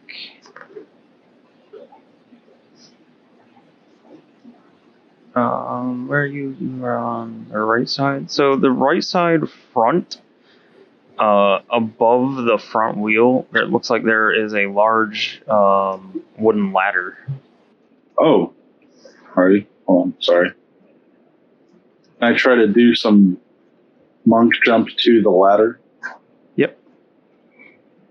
So make an athletics check to get up there. Alrighty. Green dice. Okay. 21 altogether. 21 will do it. So you run up the wheel and leap up onto the ladder. And So this is just like normal movement to climb the ladder. Yeah, like, is there any like doors or any latches or anything that will lead to the inside? So you see, looks like Melissa or Cradle is up on the very top of it, like on the roof of this thing. There's a platform below her that juts out, and it looks like that's where the ladder leads up to.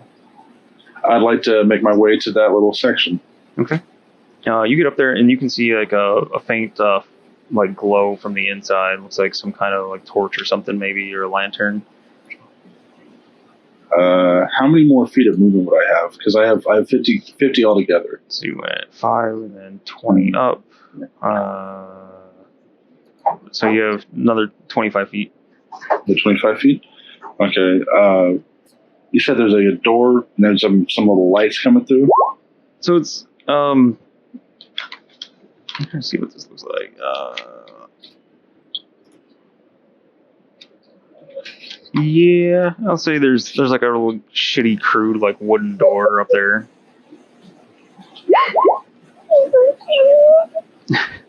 Oh, the camera, baby. He stopped and stared right at the camera for a minute. Oh, baby.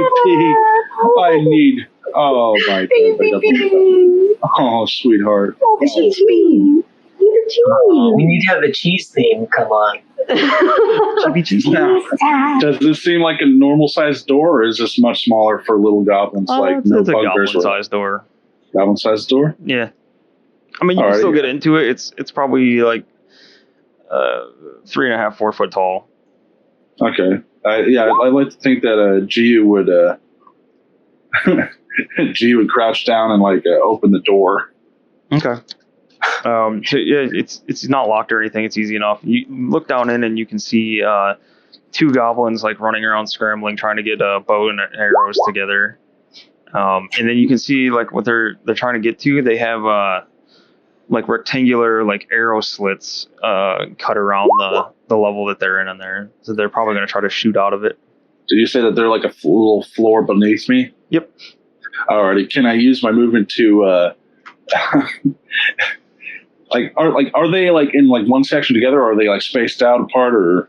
So they're in the back part, and there's kind of one in each corner at the moment. Okay.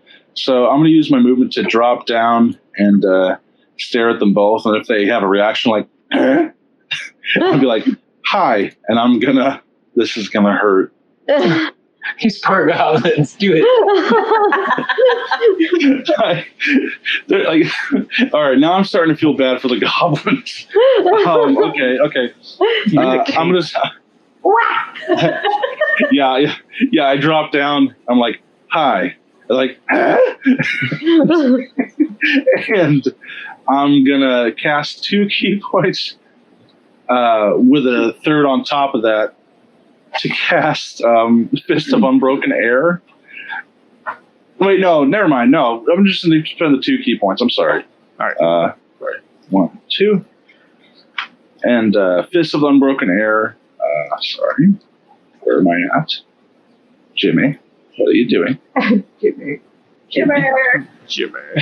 Okay, I need them both to make I'm going to need them both to make a DC 15 strength saving throw. Okay. This is going to hurt. First one is a fail. Okay. Second one's a fail. Both rolled Okay. 9s. All right, so let me get my D10s. I need 3 D10. Holy shit. Good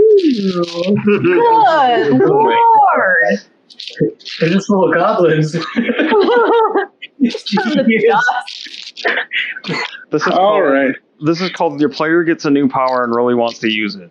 No, I've had this one. It's just the Fangs of the Fire Snake that I didn't have. Oh, okay. Yeah, I've had this one. I've at least used it once on one of the trolls that we did way back. Okay, so rolling for that now. Oh god, 13 bludgeoning damage To each of them. and also they get pushed back 20 feet if there's any move, and they're not. Oh my god, does the back of the thing explode?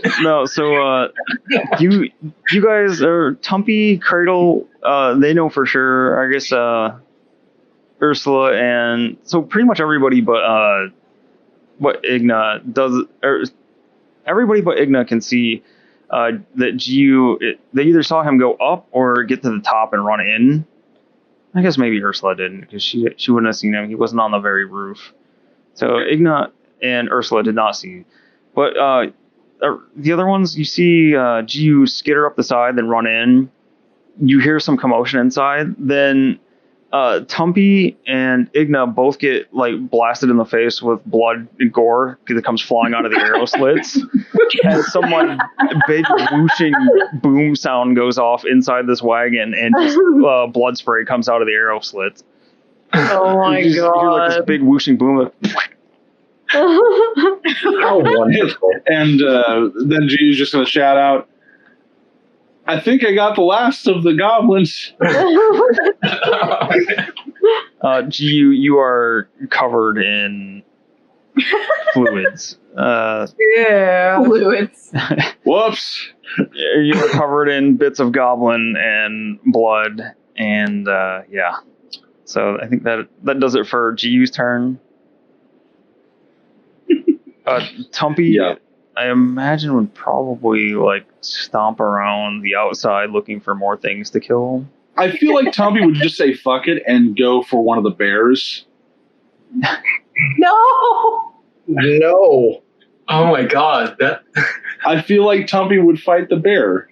Do not fight the bears. But can't Tumpy get to this guy within 30 Bears are feet? probably the strongest he gets to things. the bugbear. Okay, then he will go to the bugbear and still raging. If we imagine if we can take this thing over, and the bears. and Tumpy is going to he's going to recklessly swing an unarmed strike at this guy. Okay. Okay, so the first roll is a +8 to hit, so okay, that would hit. Let me see if he crits. No, okay. 22 to hit for 6 points of... Wait, no, sorry. Not 6 points. 22 to hit. Yeah. And then... Shit! Sorry. 6 piercing damage. Sorry. Shit! So Tumpy comes running around the corner and just like... Ignite, you see him in time to step out of the way of the angry, raging Spike and this walking cutlery monster just takes off running past you, leaps through the air and tackles the bugbear, and you just hear just awful screams as he's like shredding through this thing. He's like gyrating around on top of it, just shredding it to shit. Tumpy's death humps have finished off this bugbear. Oh my god. Hear Wilhelm scream. So terrible. That was funny. Bubbles has entered the party. No, I was trying to recreate the goblin noise when he got hit. He's like, ah! I don't know. I can't remember the noise, but it was funny. Oh, where is it? I have the perfect GIF for this. Oh no. If we can't tame those bears, we gotta let them go. We'll hook the dogs up to it.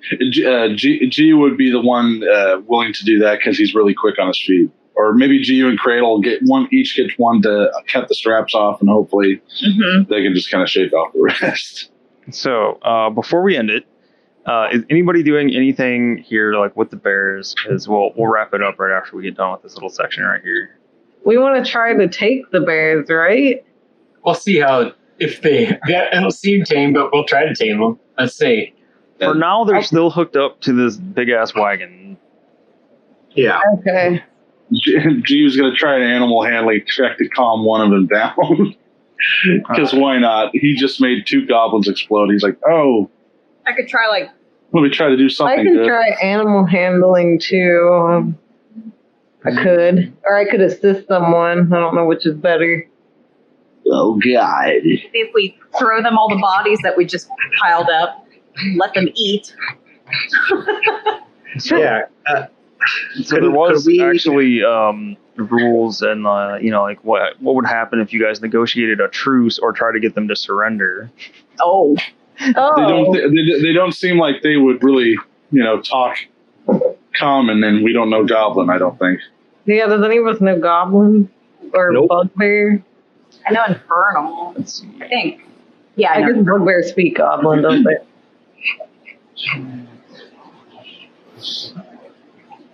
And I don't think Tumpy would have let us try to talk him out of anything. Yeah. All right. So all right. 2 of you were trying to do animal handling checks.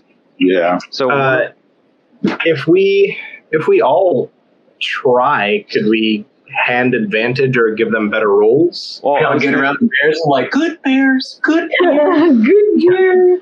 I was going to give advantage anyway to whichever one of you wants it, since you're getting help from the other one. We should probably help Ursula. Ursula, don't you have? I have +4 animal handling. Yeah, I'll give you advantage. Who else has a plus on? I've got +2 on animal handling. I have +2. I have a +4 as well. But Oh, there we go. Okay. Jiyu and Ursula. All right. So go ahead and roll with advantage, Ursula. Ooh. The 21. Yep. We're friends here, So bears. Ursula, you get the bear's attention, and where you're on this side.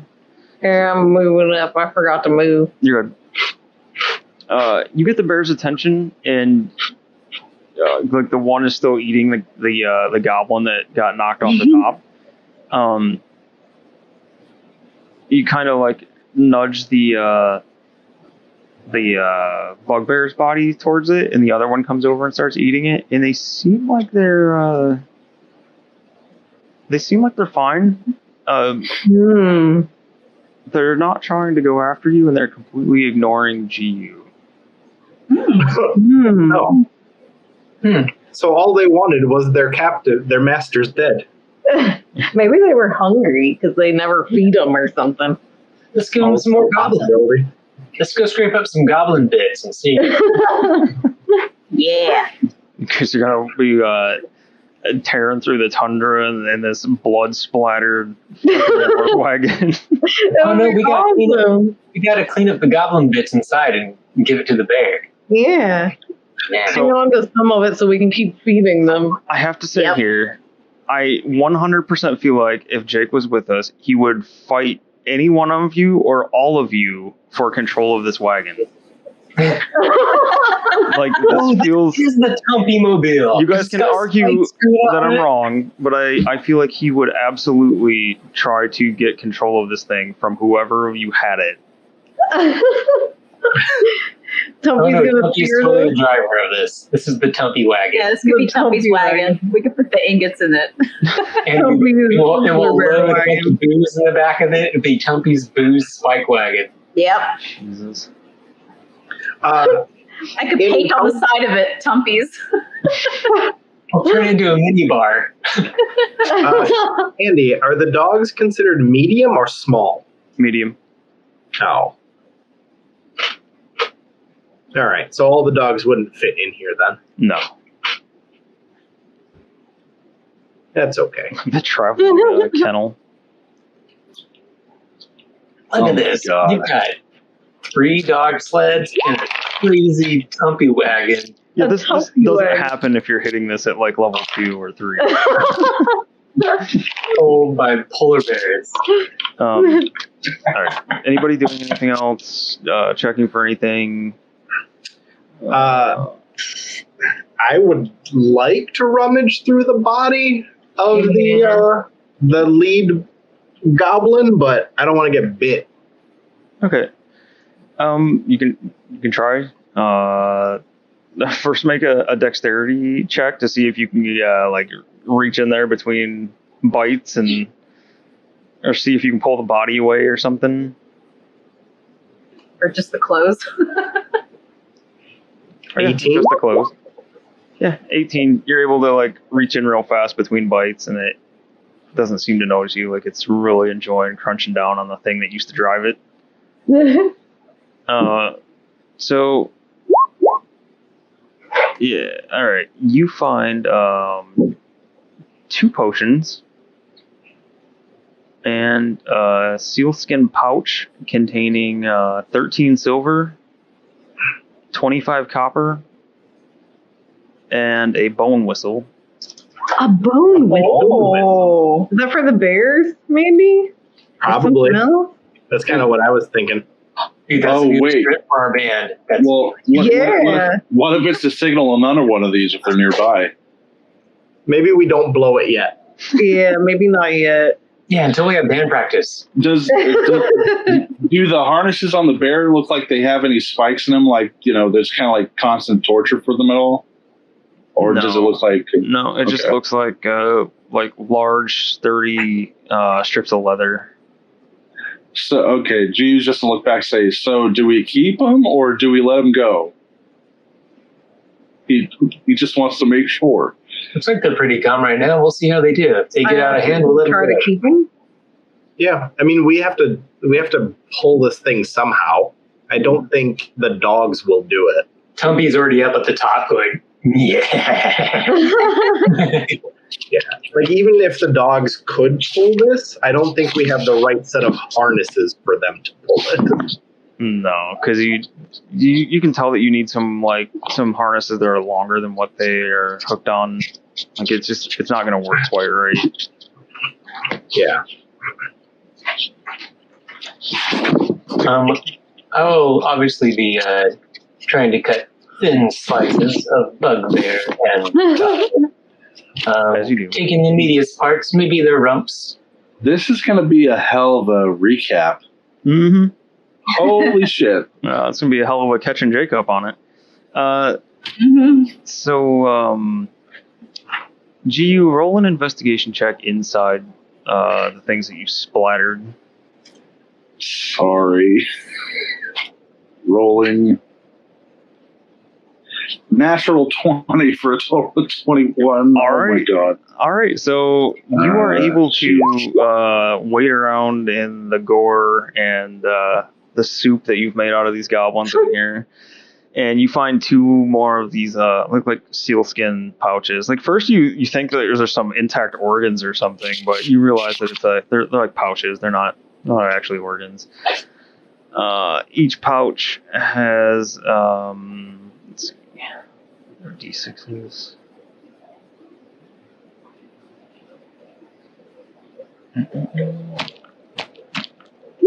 So the first pouch has 3 copper,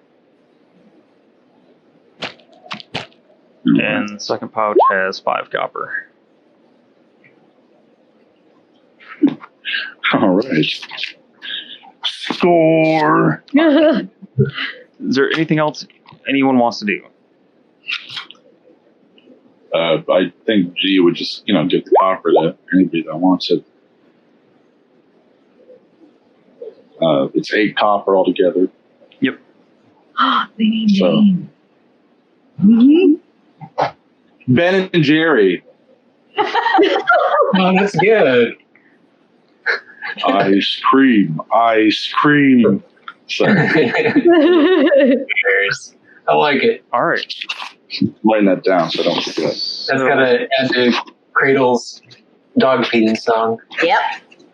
So we'll go ahead and end with you guys taking over this this polar bear pulled goblin war wagon here. The Polar Express. Yeah, the polar of death. So, yeah, the other thing I was going to say is this. Whoops! Did not mean to delete that. Don't delete Tumpy's booze wagon. Move it out of the way so I can get this. All right. So yeah, the I went to find how the hell I was going to put this on the map out of the assets that I had, and turns out there's not really any assets in this for this giant, cool-looking war wagon. Someone on Roll20 had actually made it as an asset, so I can only That's assume so cool. that they were running this and really wanted to put this Yeah. on their map and didn't have it, so they made it for themselves. That's really, awesome. Really glad they did because it is super yeah. cool and kicks ass. Yeah. And I'm actually going to take one hot second to find it and give them a little shout them out. Oh, credit. thanks. Heck Yeah, yeah. absolutely, because this Yeah. thing kicks ass. And the pack came with some other really cool stuff as well. They'll come in really handy with what we've got here. And Yeah, I like all the detail that they put in that cart. Mm-hmm. there's another version of it as well. So let's see. It's really cool looking. It's awesome. Let's see. This is the Incredible Ice. Is that what it is? Incredible Ice Assets by the Mad Cartographer on Roll20. Mad props to you, man, for making this. It's got all kinds of sleds, different reindeer. It's got I'll go ahead and throw the other version of the wagon on here, just because it kicks ass. I want you guys to see it. Premium assets.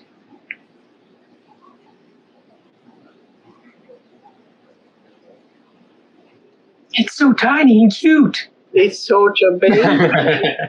It's a little baby one. It's a little baby. Oh, There's that one without. Without the Pull player. it, Andy, put it up like more on GU. Plop. There we I've go. been ran over. Didn't run. No, Jiyu. Though That's I have to admit, if I was run over by anything, that would be a hell of a thing to be run over by. But yeah, all this stuff in here, there's a bunch of little assets for making like camps and stuff. Knives, wooden cages, fire pits, fishing nets, trout fishing rod, baskets, different skins and furs. Like this is a super cool pack. This is some of the better money for like the amount of cool stuff that comes in a pack that I think I've spent on here. And I think it's only like $6. So Wow. super awesome job on all this stuff. I don't know the chances of you ever watching, but Mad Cartographer, this was awesome. And if It is awesome. anybody that's watching, you can go check out their stuff on Roll20. They've got a lot of cool map and asset packs on here. So thank you for making those. It made my life as a DM easy on here and fit the story super well. So with that, we're ending our session. We'll pick back up here with the group has 18 dogs, 2 bowler bears, 3 dog sleds, and a war wagon. Oh yeah, we're getting big. And a song to feed them all. We're going to turn into Mad Max Fury Road. Yeah, Snow edition. No, this is like Mad Max Tundra edition right here. the sound totally is. All right, We just need to find some mammoths now. Yes. yeah. See, I need to get you guys caught up to where you should be in this book, so yeah, you stop slaughtering things like this. And so No. Igna gets to do things. I feel like Igna and Tumpy were sad pandas on this one. That makes me a sad panda. It's fine. We'll back next time. I'm here for the fun of it. I couldn't help with my speed. I'm sorry. No, you're good. Jiyu, murder machine. I didn't mean to explode goblins like balloons. Just like you didn't mean to smash that guy's head in the last game too. That truly was a mistake. I love how Jiyu's just Whoops. Whoops. All right. Well, thanks everybody for watching. This was a super fun, ridiculous episode. Most of them are. But if you enjoyed it, please like, comment, subscribe, and pass a link along to someone that you think would enjoy our show. And please come back next time. We hope you'll be around for the next episode more. So thank you, and we'll see you next time. Adios. Bye. See you guys.